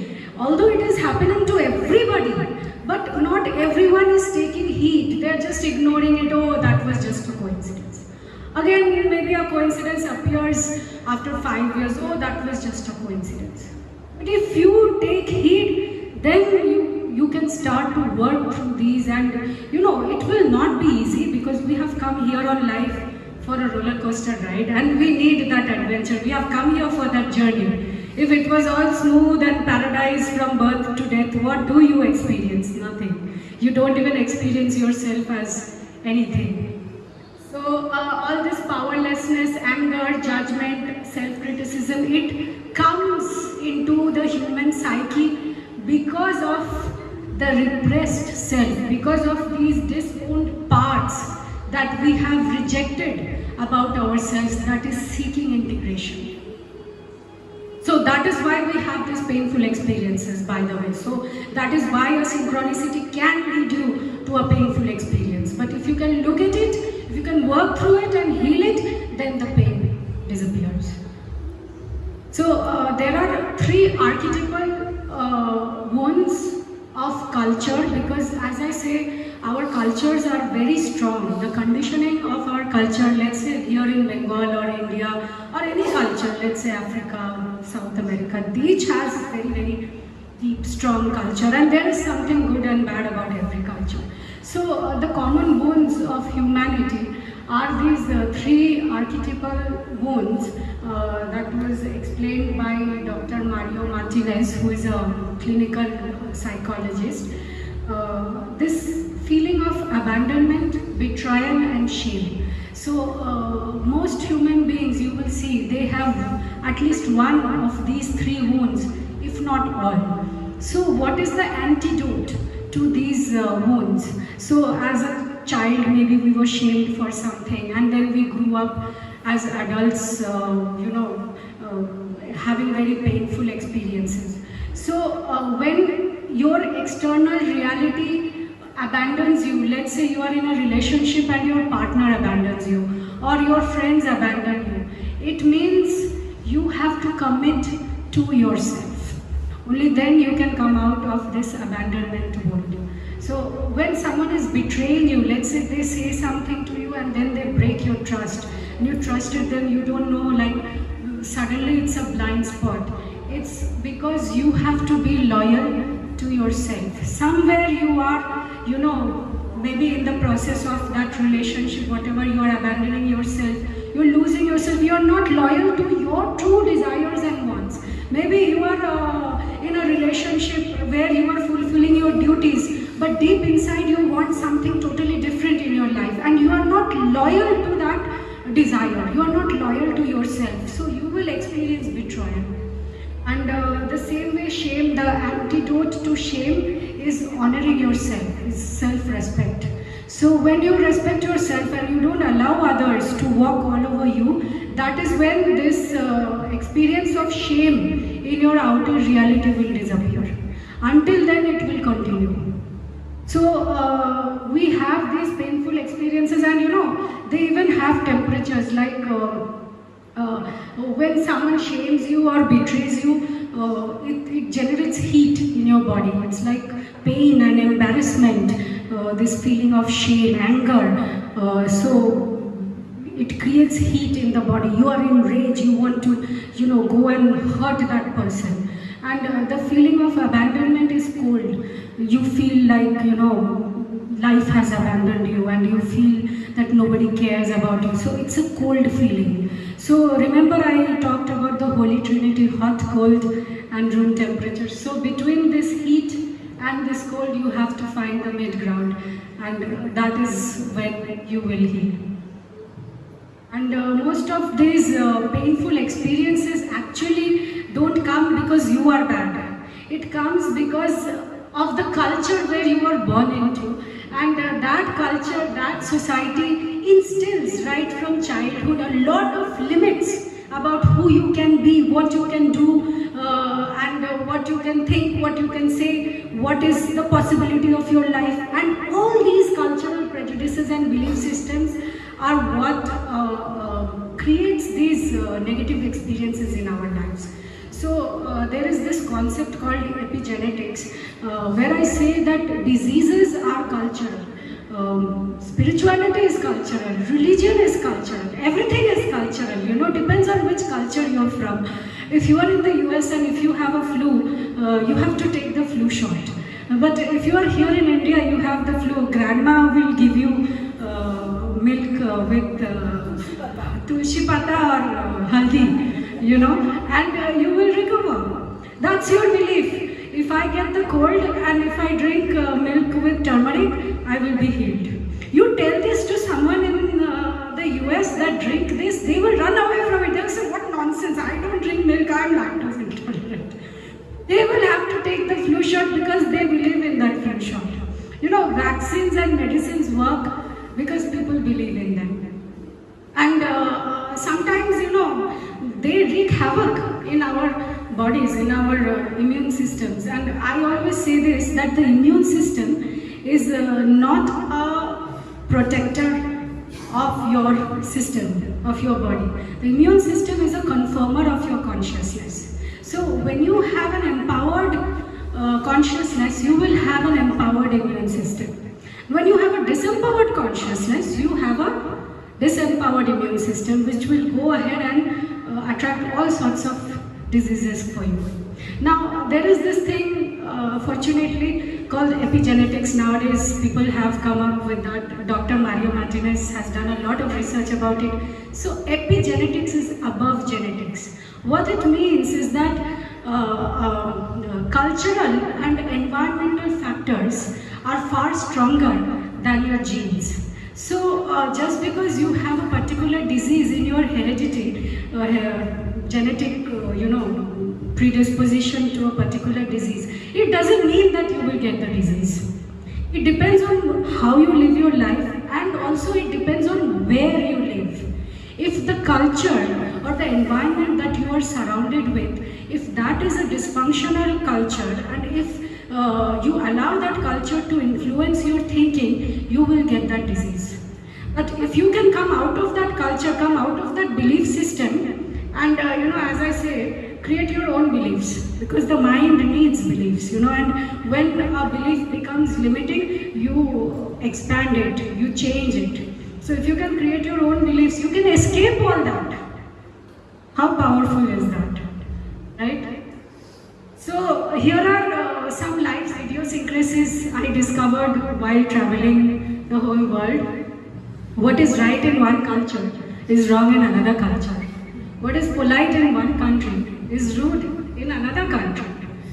What is respectful in one region is disrespectful in another region. I can give you so many examples, but one example I will give right away. See, when my friends, their parents used to come, I used to call them uncle, auntie, because that is the mode of respect in our culture. And these my German friends, one of my German friends, I said auntie to his mother, and she was like, my name is Gisela, call me Gisela, don't call me auntie. So you see, for her, calling her auntie was rude, even though she was probably older than my own mother at the time. So like that, many things, like here, one example I'll give you about polite and impolite. See, if you go out to dinner with somebody and the person asks you, what do you want? The person is treating you, so you want to be polite and you say, whatever, I don't care, whatever you order, it's fine with me. Why? Because you don't want to put pressure on this person to give you something that maybe the person doesn't have a budget for. So in some cultures, the word whatever is polite. Whereas if you are in Africa, especially in Nigeria where I lived, if you say whatever to someone, it is very impolite and you can be shot for it. You should never use that word whatever. So this kind of extremes, when you see it, what do you think is good, another thing's bad. At some point, when I traveled this whole world, I lost my grapple with reality. I was like, how should I behave? What should I say? What should I do? Because what I thought was good, someone else thinks bad. There are so many incidents like this that, I can go on and on, but just to give some small examples. So I realized sometimes the nonsense makes the best sense. So at some point, I just gave up the whole fight, this whole battle of being accepted, being polite, impolite. I would just say, look, I'm a foreigner, I don't know what is acceptable in your culture, you tell me, and then I'll be fine. So you see how definitions change, religions change, perceptions change, things change from culture to culture. And when you are, let's say, in one country, in one society, you think that is all there is to the world, and this is God, this is life, and this is all there is to, your reality. That is when you limit the definition of who you are. Thankfully today with internet and with all these influencers and bloggers doing solo traveling and all that, our even sitting at home just by watching a video, our perception of reality is getting bigger. So for many people it's not possible to travel to see other realities. So by reading books, by watching YouTube videos, we learn so much about the world. But even 10 years ago, 20 years ago, this kind of thing was not available. Like when I started traveling, there were no Google Maps, there were no smartphones, there were no Uber Ola concept, you know, and I didn't even have a camera with me or a cell phone or a laptop. In fact, after these years and years of travels, I never took a picture with my own cameras. It was only what my friends took pictures of me and posted on Facebook and tagged me. Those are the only pictures I have from my travels across the world. So at some point I realized, you know, each culture is varies so widely and so wildly that I realized we are all making it up as we go through life. Right? And when one belief system doesn't serve us, then all we have to do is create another belief system. For example, in India, when a girl gets married, what is the first thing they look at? Her skin color. Right? Now if she is of a darker skin color, she is not beautiful. No matter how beautiful features she has, dark skin color is not beautiful in India and a lot of Asian countries.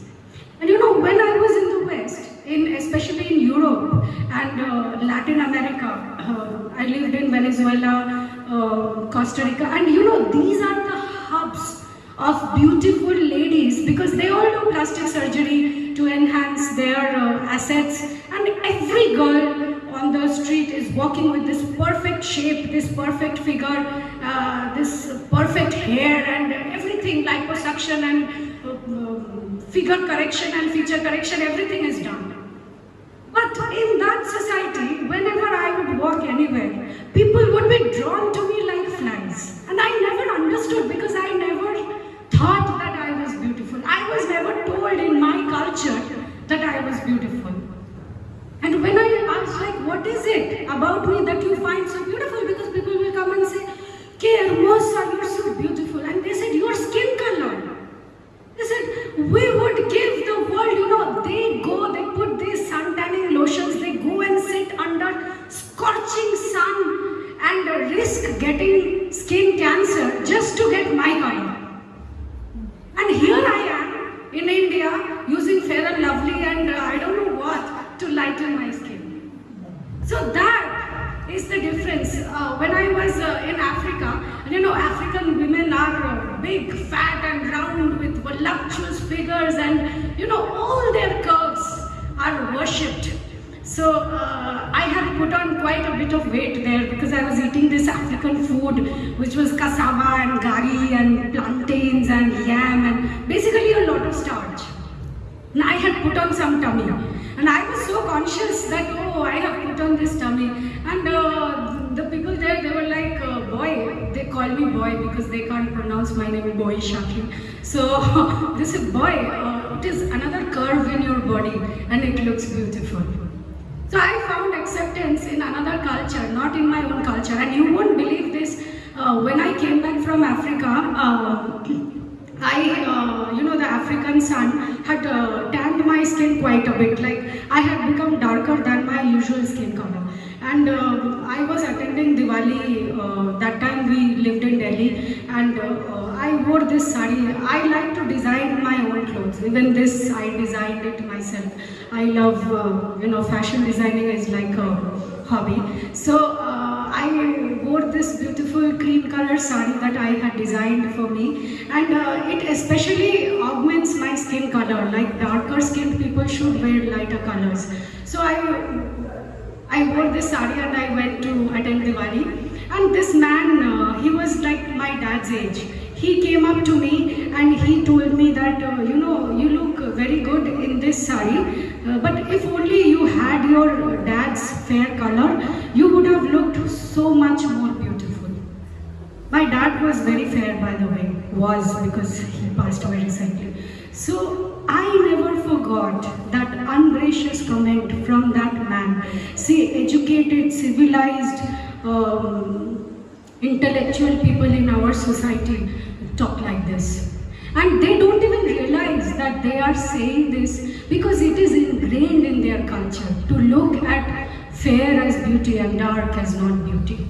And I always say this, that I always find more acceptance in another culture. Why should I come back to my culture? People complain about brain drain. They say all these Indians, they do this higher education and then they go abroad and leave our country in the drains. Why? Because they get more respect, more acceptance in another country than in their own. Why won't they? It is human nature to go where they are loved, where they are respected.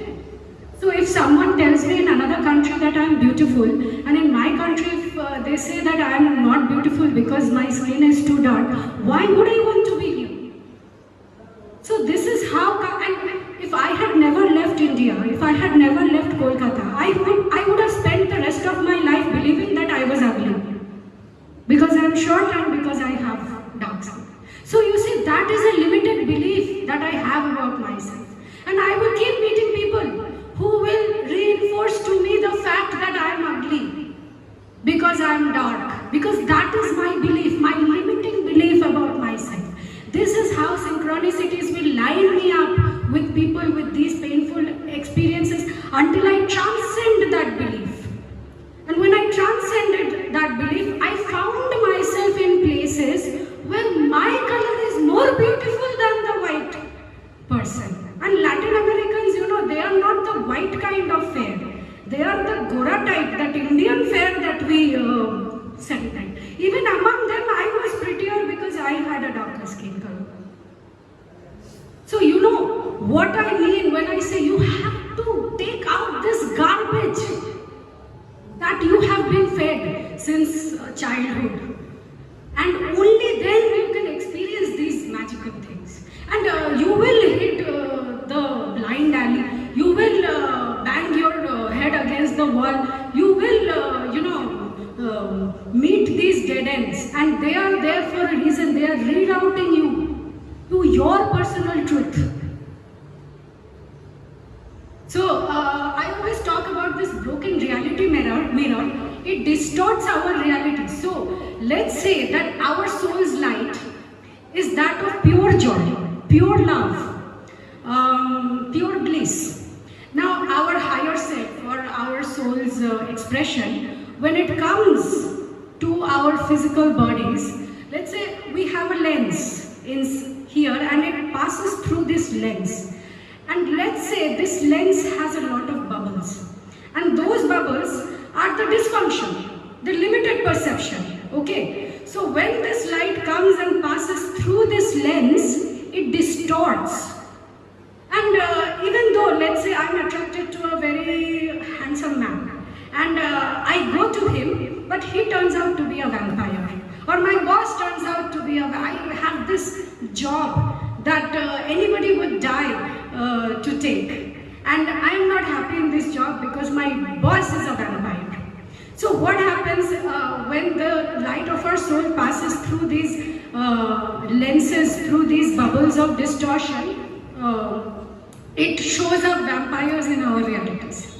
Now we have to see these vampires, recognize that this vampire is bringing out something, some unresolved trauma or unresolved pain from inside me that I am not conscious of. So that is what Carl Jung calls the collective unconscious. I don't know that I have a belief that I am not good enough.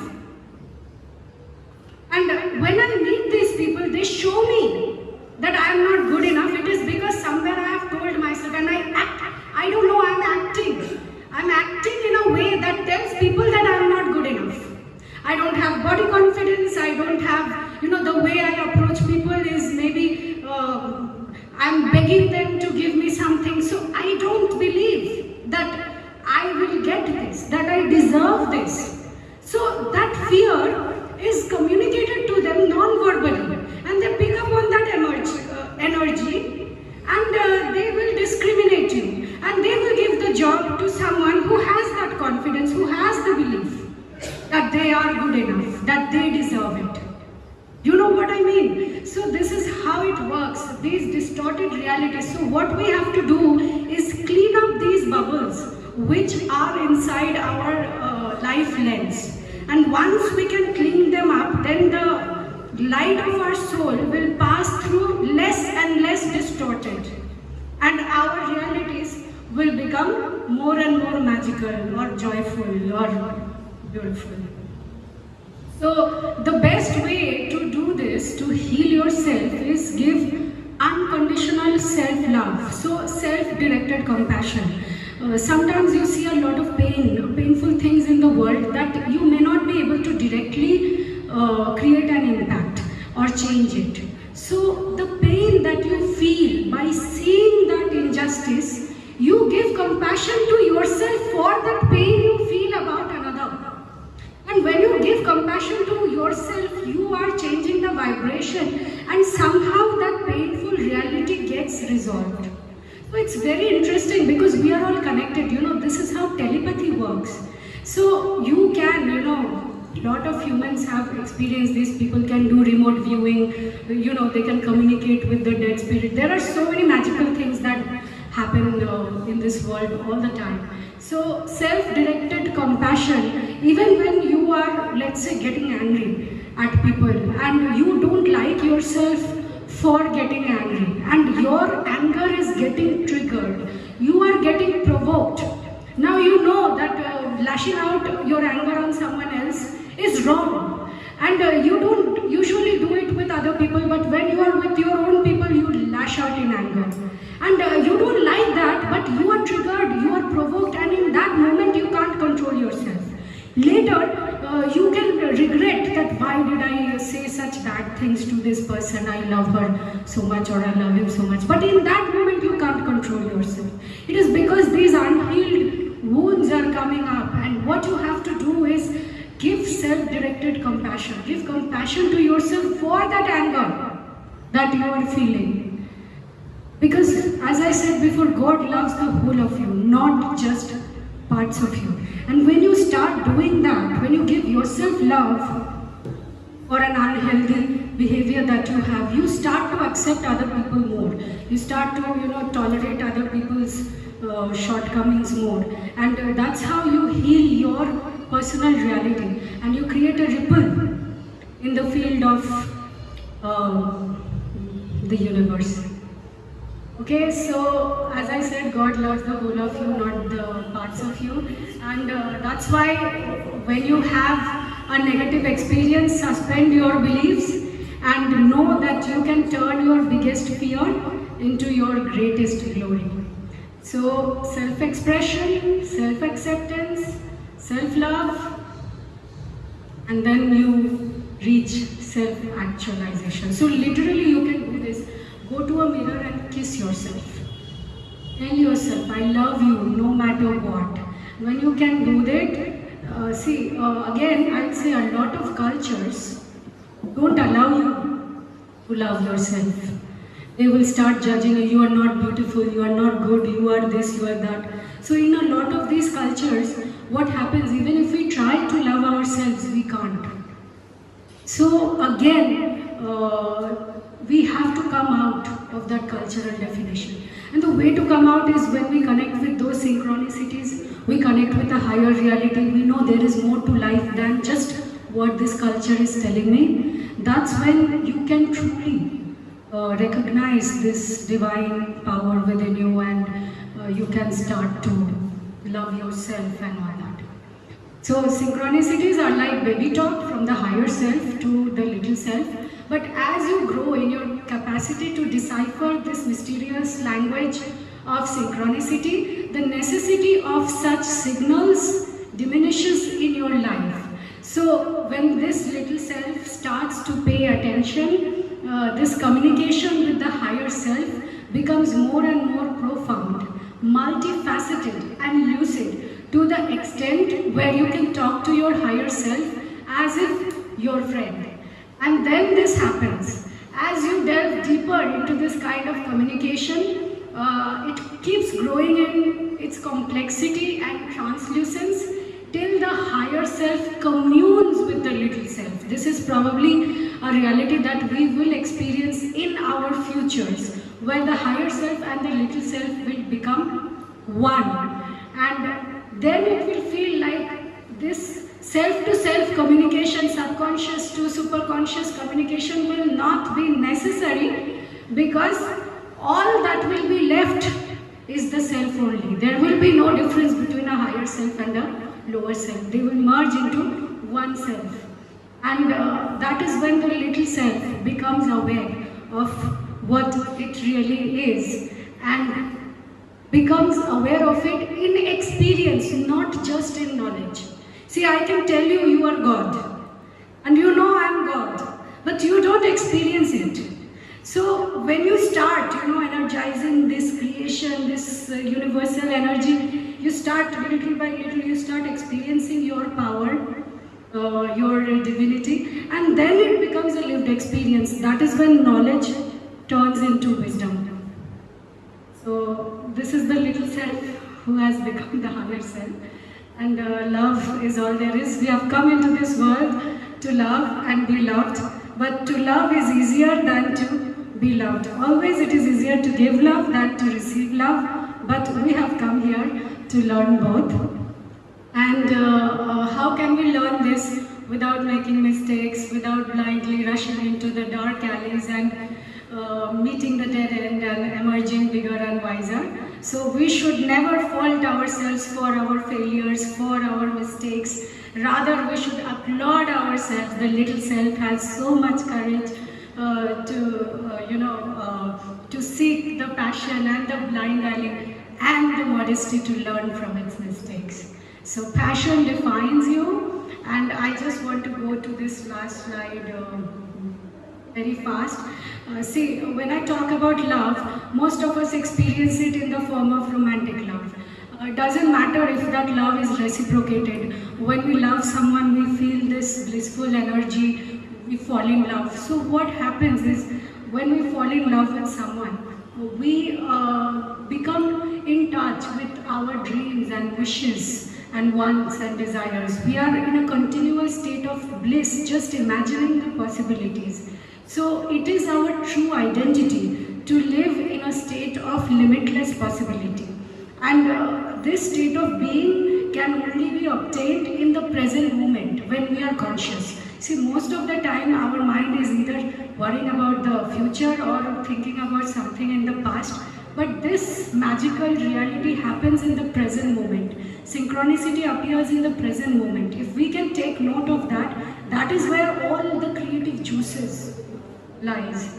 And when we do not let the subconscious programming run the show of our lives. So conscious mind is where creativity resides, and creativity is our divine signature. God created us in the image and likeness of God, and we have come here to create. We are the creator and the created. So the present moment holds our wishes, wants, dreams and desires, and it opens us up to myriad realities and infinite possibilities. It sparks creativity, creates synchronicity, and beckons a higher reality, a grander truth, a greater vision. It is not necessary that, maybe you fall in love with someone, that the person will reciprocate. But just that feeling of love, if you can have it throughout your life, or as much, as possible in your present moment, that state, then you will be able to access these higher dimensions of consciousness. Okay, and it throws us outside of the programming. You may fall in love with someone, and it is an impossible love. It cannot happen physically, but in your mind you still feel this love. So what happens? It throws you out of all your programming and belief systems. Even if in the physical three-dimensional reality it doesn't manifest, it doesn't matter. You are still experiencing your divine state when this feeling of love happens. So if you can fall in love with life like this, then you will experience this magic all the time. You would need a person to constantly remind you of your love. So expand the horizon of your thinking. That is how you can access these realities, and this is our soul desire. Okay, and So just to compare, when you are in the magical reality, happens. This is what happens with you. Synchronicity, heart talk, real magic, meaningful coincidences, love, signs guide you, destiny, conscious creation, connection, health, passion, purpose, cosmic guidance, higher self, path of the heart, dreams, empathy. And that's how you create a new earth, where you leave the programming and the belief systems of the old earth, and you are self-empowered. But when you are not in this magical reality, then this is what you experience: fear, disease, accidents, the herd mentality, which is collective consciousness, like the pandemic. You know, the pandemic was a reality for a lot of people. But for me, you know, I was traveling from Costa Rica through US to India. I was in the most affected zones during the heart of the pandemic. But I don't look at diseases as most people do. So I never took a vaccine, and you know, my dad had passed away from an accident, whatever. I had to run from pillar to post, doing his post-mortem, getting his death certificate, this, that. And I was always on the road doing this, doing that. But I was never afraid, because this collective fear consciousness did not touch my consciousness, because I had already experienced a higher reality. So I know a lot of people who took a lot of vaccinations and still got the disease or even died from vaccines. But you know, it's not something to boast, but just to know that when you take a vaccine, you are putting a dose of that disease in your body. See, God had created your body with all the defense mechanisms it needs to protect itself through the whole journey called life. And your mind creates a disease, and usually pandemic spreads through fear. Fear is the currency of control. So what I mean to say is that a mind that is not at ease will cause a dis-ease in the body, because your body is your mind. There is no place where your mind is not there. You know, the mind is not in the brain. If I have a cut in my finger, the cells around that cut will know that here is a cut, I have to heal it. How do the cells know that they have to do a healing job if the cells didn't have a mind on its own? So your whole body is your mind. And be careful what you are feeding that mind. If you feed that mind with garbage, you will get output garbage. So be careful of, you know, all this fear that they create. So some more meaninglessness, fate. You know, fate is predestined. You can't change it. Whereas destiny is the path of free will, the path of our desires. Unconscious reaction instead of conscious creation of your life. It's the mass mind, it's herd mentality, control, domination, violence, the old earth, manipulation, path of expectations of others. You are disconnected, narcissism, power struggle. So this is the common collective human story. And when you rise to this magical reality, then this is what you experience. Finally, my book. I hope if you were inspired by my talk, there is a gentleman sitting with a few copies of my book, that you will get a copy and read these magical stories, because they will break the boundaries of perception of your realities, and it will change your reality. So this book has received 26 glowing endorsements from renowned luminaries and world visionaries. Two-time president of Costa Rica, where I live. He is also a Nobel Peace Prize laureate. He has given his endorsement of this book. He says, when you have confidence in your dreams, when you cling to the vision of your highest ideal, you can create miracles. This book is a testimonial to that.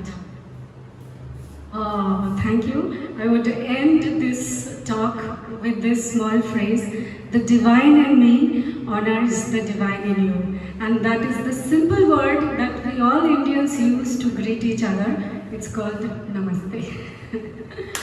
So briefly, I know I've taken a long time to do this. If anybody has any questions, I will take very briefly some questions. And if you want to find more about my evolutionary work, you can visit my website baisakhisaha.com, and here you will find I have a blog and I have a lot of articles about a lot of these concepts that I explained about diseases, about anger, about emotions, about feelings, things that our society, our education systems don't teach us how to navigate. And they are the most, pressing things in our lives that when we ignore, we fall prey to all these heinous diseases.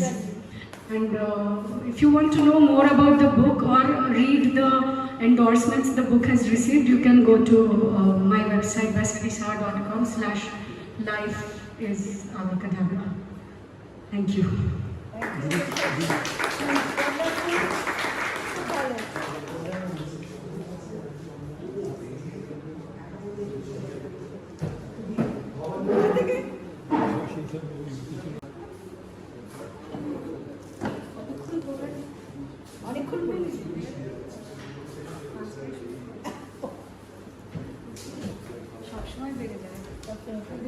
ভালো লেগেছে কিছু কিছু জিনিস নিজের সঙ্গে রিলেটও করতে পারছিলাম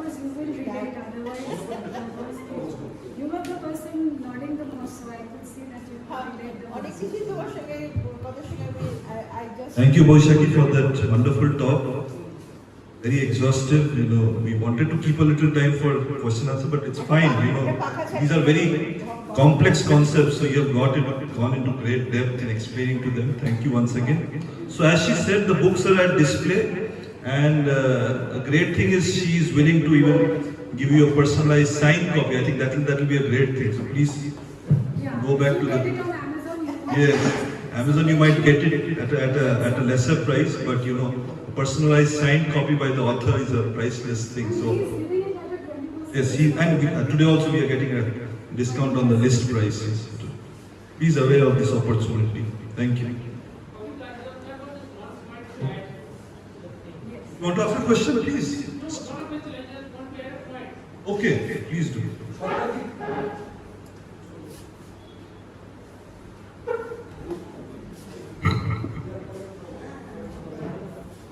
So, Baisakhi Saha gave a very marvelous lecture and we were all mesmerized by her lecture.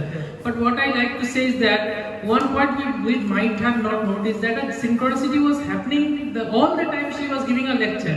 We haven't noticed it. আমি এখন একটু বাংলায় বলি। ফেলুদা বলেছিল সোনার কেল্লাতে, আরে টেলিপ্যাথির জোর আছে রে, টেলিপ্যাথি আছে, যখন এম হাজরা লিখেছিল। ও যখন সিনক্রনিসিটি বলছিল আমি তখন ভাবছিলাম সত্যি সিনক্রনিসিটির জোর আছে, কারণ ও যখন সিনক্রনিসিটির কথা বলছিল একটা ইভেন্টের সাথে একটা ইভেন্ট পেলে, আমি বললাম এই স্টেজটাই কেন বৈশাখী সাহা সিলেক্ট করলো সিনক্রনিসিটি বলার জন্য। ম্যাডাম আমি আপনাকে দেখাতে চাই আমাদের যে ফাউন্ডার ম্যাডাম এইচপি ব্যাভার্সকি, এনার জীবনটা অনেক আপনার জীবনের সাথে মেলে। ইনি ছিলেন গ্লোবট্রটার, ইনি বহু ভাষা জানতেন, ইনি জার্মান মহিলা ছিলেন এবং ইনি যেগুলো ভাবতেন দুদিন পরেই দেখতো সেগুলো রিয়ালিটি হয়ে তার সামনে চলে এসেছে। এবং ইনি যেনার গুরুদেবের সাথে দেখা করলেন একটা পার্কে মাস্টার কেইচ আর মাস্টার এম এর সাথে, সেটাও সে আগে ভিশনে দেখতে পেয়েছিল কিন্তু দেখেছিল সেটা আবার রিয়ালিটিতে এলো।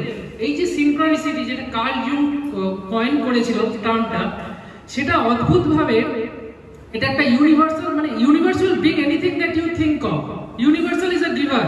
The cosmic consciousness will give to you anything you want. So whatever you want, you should ask the cosmic question. You will be that thing in the future. তো একটা অদ্ভুত বিষয়, আপনি কেন এই অদ্ভুত এই থিওসফির মঞ্চে এসে সিনক্রনিসিটি বলেন এবং দেখা যাচ্ছে আপনি অল থ্রুতে যখন সিনক্রনিসিটি বলছেন আমাদের যে ফাউন্ডার সেই সিনক্রনিসিটির উপরে প্রচুর কাজ করে গেছে। এটা একটা সিনক্রনিসিটি যেটা হয়তো আমাদের চোখের আড়াল হয়ে গেছে, দেখলাম এটাও মিলে গেল। না ও যেটা বলেছে যেটা যে এই সিনক্রনিসিটিটা সবার কাছে আসে কিন্তু সবাই পড়তে পারে, রিলেট করতে পারে, এটা আসে কিন্তু প্রত্যেকের কাছে, কিন্তু somehow or other we miss it. সেই জন্য সেইটা যে পড়তে পারবে that is exactly সেটাই আমি পুরো শুরুতেই আমি জিজ্ঞেস করেছিলাম সিনক্রনিসিটি শব্দটার মানে কি জানি, and nobody knew it, কারণ এই জিনিসটা সবার সাথে হয়। we are all divine beings, আমরা তো সবাই এখানে পৃথিবীতে, গড আমার ভেতরে যে শক্তিটা দিয়েছে সেই শক্তিটা সবার ভেতরে দিয়েছে, কিন্তু অনেকেই নিজেদের কালচারে বিলিফ সিস্টেমে জড়িয়ে এই জিনিসটাকে নোটিস করছে না, যেই নোটিস করবে ম্যাজিকটা শুরু হবে। একদমই ঠিক। বৈশাখী যখন একটা কথা বলেছে, একটা স্ট্রে ইনসিডেন্টের কথা, যে এই যে ড্রিমের মধ্যে ধরো আমার জীবনে আমরা তো কত কাজ টাজ করি, হয়তো কোনো একটা ইনসিডেন্ট হচ্ছে কি হতে চলেছে, আমার খালি মনে হচ্ছে এটা আমি কোথায় দেখেছি, মানে এটা আমার সঙ্গে, মানে এটা আই হ্যাভ সিন সামওয়্যার, মানে এটা আমার কাছে হয়েছে, এটা হয়েছে, এটা কিন্তু এটা আমি মনে করতে পারছি না এটা কোথা থেকে। It came to my dream actually, এটা আমার স্বপ্নে এসেছিল, কিন্তু সেটা আমি ভুলে গেছি। কিন্তু ওই ঘটনাটা যে হচ্ছে সেটা আমার জানা ঘটনা, এটা একদমই, মানে সেটা বলছি, ও যেটা বলেছে ভীষণ related actually to our life actually. আর যারা একটু কনসিয়াস থাকে, যারা একটু ডিভিনিটির সঙ্গে কাজ করে, তাদের কাছে তো আসবেই বার্তা। Very nice, I enjoyed lot. Thank you. I'm happy that you were able to connect with this talk, because it was a long talk, and all the people who were present here were listening with patient ear, and sometimes I do tend to go very long, because these concepts are so deep. It is not possible to explain with few words, and I think we as a collective humanity, we are ready for this depth. We don't just want to live that shallow life of this particular definition that society tells us that we have to do. So I'm glad that you were able to connect with this. গতবার আমি বাংলায় লেকচারটা দিয়েছিলাম, এবার আমি ইংলিশে দিলাম, কারণ অনেক টার্মস এখানে আছে যেটা Acha. If you liked this, please spread the word. This book you can read how the synchronicity started in my life and guided me through this whole journey and brought me here, and all these magical things happened. There are 21 stories. Of course, there were so many more magical things that happened, but this was like the 21 big ones that I could cover. And a lot of the times you will see how a synchronicity in a dream guided me to the next move. So there are at least 5 or 6 stories where the guidance came in a dream. That is also synchronicity. And one more thing, আজকে ঠিক মানে এই যে তুমি এই ওয়ার্ডটা ব্যবহার করছো না, জাস্ট টুডে আমি অনেক এই ডিভাইন লেকচার শুনি আর কি, তো যেমন আমি রামকৃষ্ণ মিশনের প্রচুর শুনি।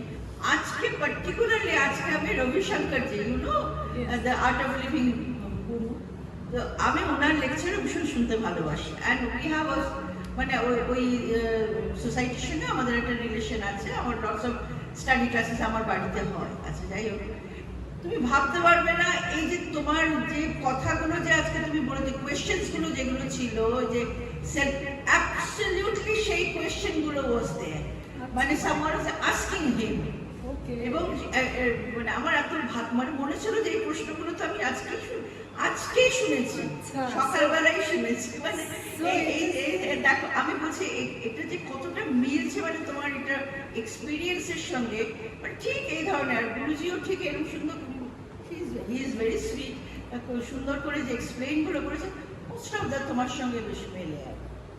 And just to tell you here that I've never heard a single lecture of Ravi Shankar or taken the Art of Living course, and most of the things that I told you were from my own personal experience, that later I found the definitions and the meanings and learned about Carl Jung's experiments, right?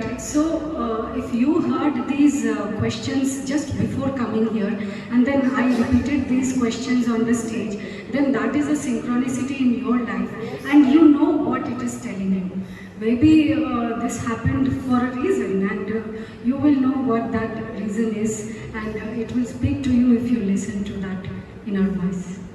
Thank you. Anybody else wants to comment, share something? Please go ahead. I think a lot of people are animated right now compared to the beginning of my talk. I know at the beginning আমি শুরুতে অনেক definition দিচ্ছিলাম, যেটা একটু boring ছিল, কিন্তু যখন আমি নিজের এক্সপিরিয়েন্সটা শেয়ার করতে শুরু করলাম, তখন আমি দেখলাম সবাই মানে এরকম করে মাথা নাড়াচ্ছে। সো ইউ সি, আমি তো কার্ল ইউংয়ের ডেফিনেশনটা দিয়ে শুরু করলাম, কারণ আমি যদি নিজের এক্সপিরিয়েন্স দিয়ে শুরু করতাম তাহলে সবাই বলতো এগুলো রাজগুবি এগুলো তোমার সাথে হয়েছে, maybe you are imagining, you are making it up. আমি কার্ল ইউং একটা ফেমাস সাইকোলজিস্ট, ওর স্টোরি দিয়ে শুরু করে যখন আমার স্টোরিটাতে আসলাম তখন দেখলাম সবাই মাথা নাড়াচ্ছে। তার মানে people were able to connect, otherwise no one will not, right?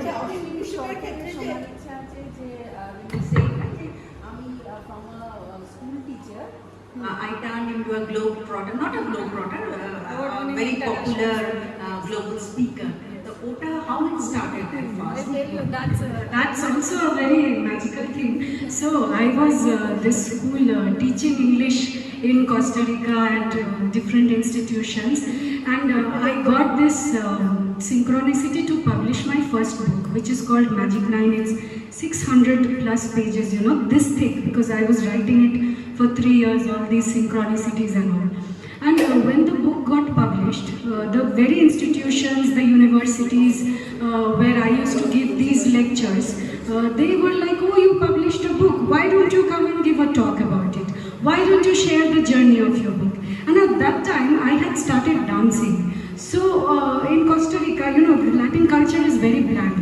I mean, other than salsa and all that, there is not much depth, not much color in their culture. So I used to wear these Indian costumes, and I remember I didn't have those lehengas and saris, so I used to go to curtain shops, buy these golden fabrics and turn them into lehengas, and you know, even foregoing my food money, I used to spend that money on making these elaborate dance costumes, and I used to perform at these universities, big hotels, at the immigration, at embassies, and when I used to perform these dances, at the same time I used to share the story in my book Magic 9, because Magic 9 was the first domino. Magic 9 covers these experiences in much more depth than this book, but Magic 9 is in a very raw form. It is not edited, it is not published by a proper publisher, it was just an expression. But there in Costa Rica, it was very admired that our teacher is now an author. So when I started giving these lectures, I realized I really enjoy it. Rather than teaching some English concepts, some grammar and all, I can motivate people to follow their dreams, to go on their journeys. So then, you know, I started getting invited, like the Women Economic Forum, when it happened in Costa Rica, you know, somebody told me about it, and you know, then their organizer came to know. She contacted me and she said, why don't you share the journey in your book? And that's how it started. So when I did it, I used to combine dance performances with book events, and slowly I realized this is my true passion. I want to tell people, teach people what I learned. You know, all my life it was an experience of truth gathering. Now is the time of truth sharing. So this is when this book has come out. So along with the book I give lectures and a lot of topics. Synchronicity is one topic. So I cover a lot of topics. Last time I spoke on what happens after death, the whole experience of death and the afterlife, and you know, with examples, with proof, not just some religious talk or just some faith related concepts. And a lot of other different kind of topics I talk on, and this has now become, I've realized that I love it, and somehow when I hold the mic, I also don't know what is going to transpire, because sometimes I don't come with a PowerPoint presentation, you know, there is that thing is not there, but when I start talking, the energy flows. I also don't know what ground I am going to cover during that talk.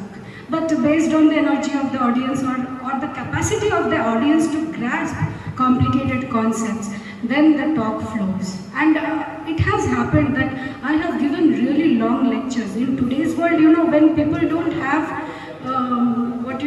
the concentration to watch a 10-minute video on YouTube or somewhere, there I am giving 2 hours, 3 hours speech, and people are not leaving their seats. That was for me, it was my sign from the universe that this is what you are meant to do. You are eventually meant to teach what you learned. And just recently I found out, you know, I don't believe in astrology and all that, never believed that. But apparently there's this very rare life path number, master number 33. and I happen to be that. So my purpose in this life is to teach. I will, thank you. So I'm going to break my fast with this tea. The first water I had was what I had from your this thing. When I perform or when I do something meaningful or give a lecture, I don't eat. And why? It's because fasting boosts your brain capacity. It makes your thinking clearer. So for a deep lecture like that to come, all the points that I said are not written on the slides. A lot of the time I'm just saying. So to bring the correct thoughts, it's good to fast. So this is my break fast. Anybody else wants to share something while I have my tea? You can come here and talk. Come. No, it's okay. You don't have to be confident. You are the little self. I'm calling the little self. Come here and share what you feel. Come. Okay. Here. আমি এত confident যে তোমার মতো বুঝিয়ে বলতে পারবো না। যেটুকু বলবে সেটা। বেশ like last few months I've been quite baffled by a lot of things.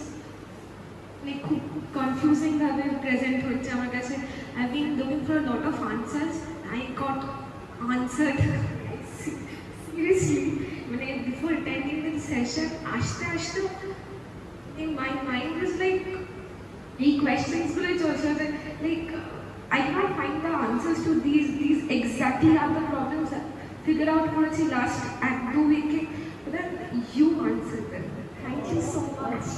So you have to get my book and you have to tell everybody about this book that they should get it, because I'm in India, and believe me, I came to India because my father passed away, and I came to sort out some of his unfinished businesses when this book got published in India first. So I don't know anybody here. I rely on people like you. Word of mouth, spread the word about my book. Read the book. I promise you, it will change your life. Thank you for sharing. Come.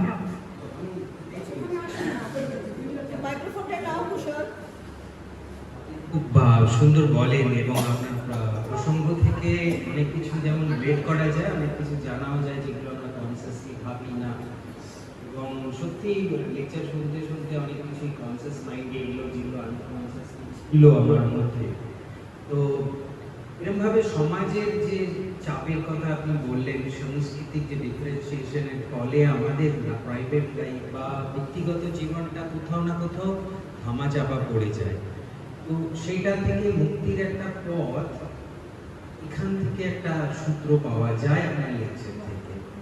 তো সেক্ষেত্রে এটাকে আরো spread করা, হ্যাঁ আপনি যেভাবে প্রেজেন্টেশনটা দিলেন, আমরা ঘরে যতজন রয়েছি তারা একটা কনসিয়াসলি প্র্যাকটিস করব। তাছাড়া যেখানে আসল গল্প সেইখানটা নিয়ে আপনি কিভাবে ভাবছেন যে ওই কালচারাল বা সোশ্যাল যে ডমিনেন্স আমাদের প্রত্যেকটা লাইফের মধ্যে রয়েছে সেটাকে ওভারকাম করা? See, as long as you allow culture to define you, culture will become cruel to you, and you will never find your personal truth. So what you have to do is come out of that culture. And I always tell people, if you don't find acceptance about anything in your life, look to another culture for acceptance. Like I told you, my skin color. Another culture accepted it. So I know that this is not the absolute truth that dark skin is ugly and fair skin is beautiful. It is just what Indian culture believes. So if you have something dysfunctional, something limiting your life, try to find an answer in another culture. And for that, sometimes you cannot share your misgivings, your pain with everybody. Because if you go to, let's say, grandma or someone who is mired in this culture, they cannot give you the right answer. They cannot validate your experience. Let's say you are a young man and your parents want to get you married in an arranged marriage, and somehow you don't want to do that. But if you go to anybody who is from your society, they will all tell you, the majority will tell you to do that. But you want to do something else, you want to travel the world, let's say, or you want to do something, then you have to find your tribe. You have to start finding. Nowadays it's so much easier with the internet. There are Facebook groups, there are YouTube videos where you can find like-minded people, like-minded videos that can inspire you to live your personal journey. So before this was harder, but nowadays it's easier. What you have to do is find people who resonate with your thinking. Make friends with them, spend more time with them. Then you will find inspiration for what you want to do or what is stopping you from reaching your goals. But if you follow, if you go to the conventional people who are society's teachers, they may not give you the right advice and you may feel more pain. And the way to figure out what is your truth is to see how you feel about it. Because feelings are the language of your soul.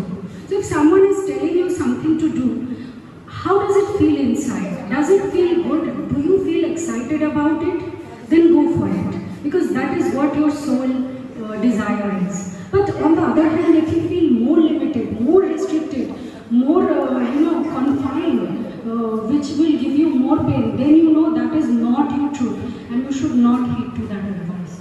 See, our society is least equipped to handle emotions and feelings. But we are first feeling beings before we are human beings. So our feelings are our personal truth at any given moment. Let's say I'm angry with my mother, or I'm angry with someone who is very close to me, or I'm jealous of someone. I'm jealous of my best friend. I know she is my best friend. I should not be jealous of her, but still I'm feeling jealous. So what we do in that moment, we make ourselves wrong for feeling that way. And that way we fracture our consciousness even more. But that jealousy is telling me something. It is telling me that this is also inside me. That I can give birth to that same thing that I am jealous of my friend for. But instead I am, even trying to bring her down because she has reached where I haven't reached. So our feelings are always communicating to us about our personal truth in a given moment. So the best way to know what is true for you, what is right and what is wrong is to tune into your feelings. But there is a catch. Because not always our feelings are giving us the right answer. How I tell you. Let's say what we love or what we want is for our friends to love us, for our parents to approve of us. So when I have to make a decision about what I want to do in my life, I may not even know what my real feeling is. Because in the end, I'm still, as a person, I want love, I want acceptance, I want approval from others. Now let's say what you want to do, your friends don't approve, your parents don't approve. Then how do you listen to your feelings? How do you get the validation? Synchronicity.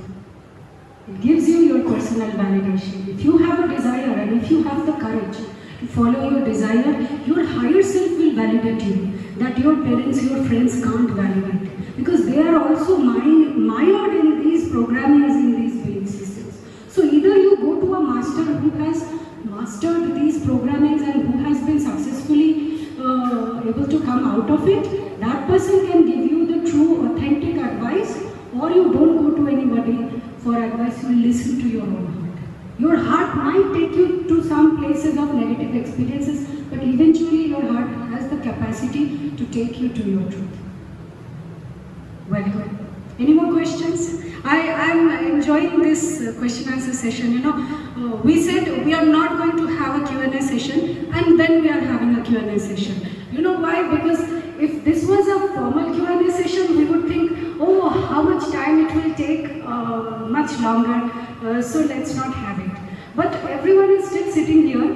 While I am having my tea, he has already replaced my cup with another cup of tea, because so I can stay here and answer your questions. So there is no formality. Anybody who wants to leave can leave. Anybody who wants to stay here and ask more questions, discuss, I am still here for a few more moments. You can go ahead and ask questions. You want to say something? You're smiling, so I thought maybe you want to give a compliment? You got all your answers. That's very good. That is my compliment. That is my validation. Into the question answer session, but I'm just dying to see how you perform and then you tell your stories. Oh, believe you me, all my performances are so raw. I have some dance videos on my YouTube channel, and if you watch them, see, I was in Costa Rica. I was staying with the host family. As I told you, I never had money. I was staying with local families in their houses. So, there was a small space where I used to choreograph something and practice. This is passion, then I would make these things, and when I watch those videos, I laugh. There is a dance that is on my channel. It has gained 12 million views. And it's this dance, this Badi Mushkil, this Madhuri Dixit dance from Lajja. Watch that dance. It's so funny. When I watch it, I laugh. But just read the comments that video has got on the dance. See, we wait till we become perfect. We wait till we become masters, and we are robbing the world of our true soul expression. You don't have to be a master. Do what you love. Paint that painting, do that dance, sing that song, walk on the road like you are a mad person. I used to do that, in Costa Rica it rains a lot. And when I used to come back from work to home, it was like a 1.5 hours walk. And I could have taken the bus, but I really enjoyed, after a long day's work, to walk home. And many times, the sky would open up and it would start pouring, cats and dogs. Like 8 months out of 12 months it rains there. And I used to walk in the rain, singing some songs, and people would, the shops on the road, they would look at me, they'll be like, she's mad, But they didn't understand the joy that I was experiencing in my soul, seeing the rainbows and the lightnings, and all those were like synchronicities and signs for me. And that's why I was able to write these books, do these because I was finding this soul expression. So, who has stopped you from dancing in the rain? Take off your shoes, go and dance. People will think you are mad. Let them think, be mad. Because when you are mad, you step out of the program. See, true celebration is mindless. When you're so much in your mind, you can't celebrate the expression of who you are. Celebrate, soul-liberate. Celebrate your soul. Any more questions? Any more expressions?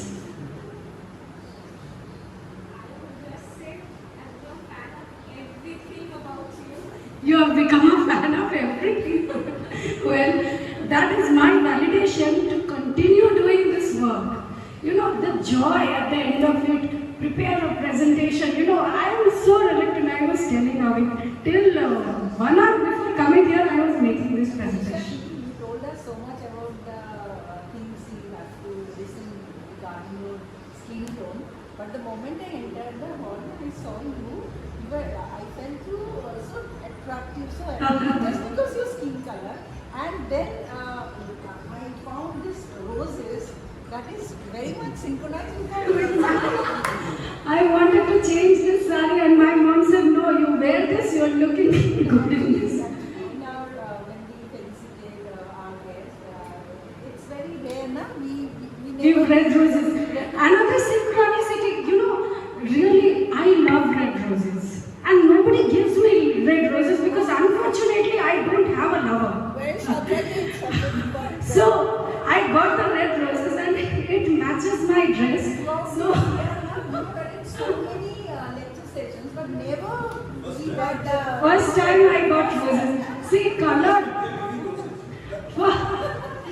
color, fragrance, totemic animals. These all appear as synchronicities. My totemic animal is an owl. So I'll tell you, I used to live in Venezuela You know, it's one of the most dangerous countries in the world. People get murdered on the streets. You know, and my very first month in Venezuela, I was robbed at gunpoint. All the bad things happened, you know. And a normal person would get scared and, oh, I have to leave this place. It's so dangerous. But for me, it was, I cannot leave this place because if I go back home, my parents will force me into an arranged marriage, which I don't want to do. So I had to stay there and sustain myself there and not live in fear, because I know what living in fear can attract.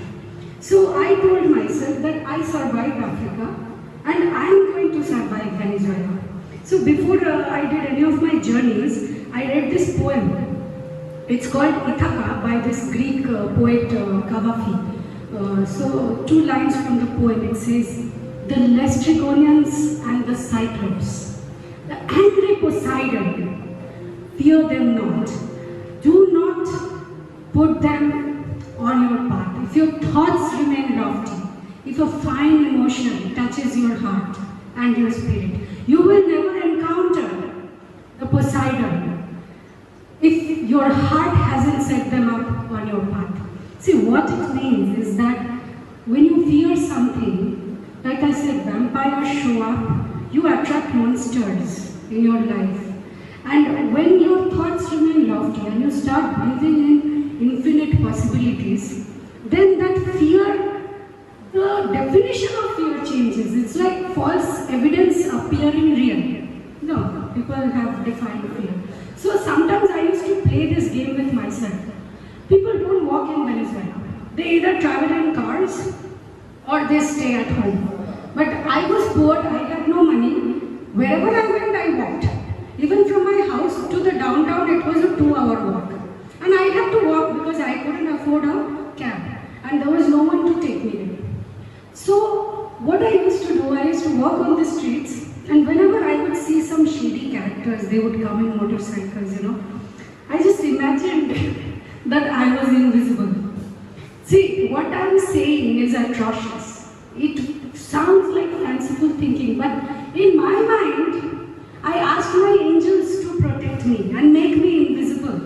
So when I cross the path of these shady people, I will not even be a target. And maybe I was not invisible. Of course I was not invisible, but my faith that I am protected, like, you know, sometimes I would cover myself with this golden light in my mind. So I have a lot of imaginary, you know, games that I play. So I have an imaginary apothecary. So if my health sometimes feels bad, I have this doctor's chamber where I will go in my mind, and there I have the medicines. Like there is a medicine called panacea. If I inject myself with that medicine, panacea means cure all, cures everything. There is a shot, like people take flu shot, I take a love shot. So I give myself that injection in my imagination if my health goes bad. So these games I used to play because I had no one to protect me. I was young, I was pretty, and I was a target for many men, many people there, you know. So these things, like my faith, see, what is faith?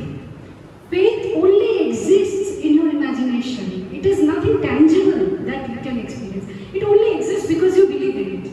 So my faith had kept my angels awake, tirelessly working to protect me. And I knew that my angels were doing a good job, that I could trust them. My guardian angels, whoever, my higher self, I don't think. There are beings there who are protecting me, and they will warn me of an impending danger. Maybe I get an intuition, I get a hunch, and you know, reality shifts, reality changes. Like I said, it's like liquid, you know. Just because there is something dangerous, even if someone plans to harm you, somehow that thing deviates and it doesn't appear in your reality. So that is where I say this synchronicities come, you can escape the accidents, the diseases that normal people experience. And so many times I had these life-threatening experiences. There was this time my house was robbed, 6 robbers came in, you know, what do you call those, rifles. And in that robbery, my landlord died. And how I survived, again divine intervention. And I lived in the most secure part of Costa Rica. It's such a peaceful country. We don't have military there. The Venezuelan embassy, the Spanish embassy, the Chinese embassy, the president's house were all around. It's the most secure place of Costa Rica. In broad daylight, I lived in this house. It had 2 controlled gates, 1 alarm before entering the house. And the people inside this house, they were always afraid of something. When I went there, I only stayed there as a paying guest for 2 months, and I felt that energy was sick. And they were all doctors. One was an oncologist, one was an eye surgeon, the other was a pharmacist, and the other was a heart surgeon. They were all doctors. They were stinking rich millionaires. And when I lived there, I would feel this, and I just didn't like to stay in this house. I would always find myself in my friend's house. It just happened on the day the robbery happened. I was sick, I had some stomach cramps. I was sleeping in my bed, and I didn't want to go anywhere. And suddenly a friend of mine called, and she said, hey, why don't you come over and meet me? We haven't met in a long time. And I was like, no, I'm not feeling good. I just want to sleep. There is no food in the house, and I don't have the energy to go and buy food. And she said, we just made lunch. Why don't you come and have lunch with us? And she insisted. I don't know why, but she was my angel that day. She insisted. She said, boy, you come. And I painstakingly took myself out of the bed, and I took a shower. And as I was walking to the bus stop, her house was in another province. I had this half the mind of returning back to my bed. It was a very hot day, and I was feeling sick. I had cramps, And but when I was approaching the bus stop, I saw the bus coming from far, and the bus to Belen, that province, was not frequented. That was a Saturday, so it came like once in half an hour. So I was indecisive, and I thought if I use this bus, I have to wait half an hour. So just got onto the bus. When I went to my friend's house, I had this brick Nokia phone. As soon as I went there, it switched off. I didn't have the charger. The next day I charged the phone, and I had these messages from my landlady that our house was robbed. And I escaped it. But that was not all. When I came back the next day, the robbers had returned, second time to that house. So that was a very, very fearful story. But that also story had a magic, and there I explained the term security and safety. See, true security, true safety is inside us. No amount of security, no amount of bodyguards can protect you from any harm. You see, all the time, the whole world, how much America spends on its defense mechanism, how much they spend on their safety. He had been in Venezuela. 6 months. Really? That's amazing. Where? In Maracaibo? Caracas? I was in Puerto Ordaz. Puerto Ordaz, okay. So which year were you there? 2009. I was long before that because I never experienced so much of... Yeah, now it's worse. So in my time, Chavez was the president.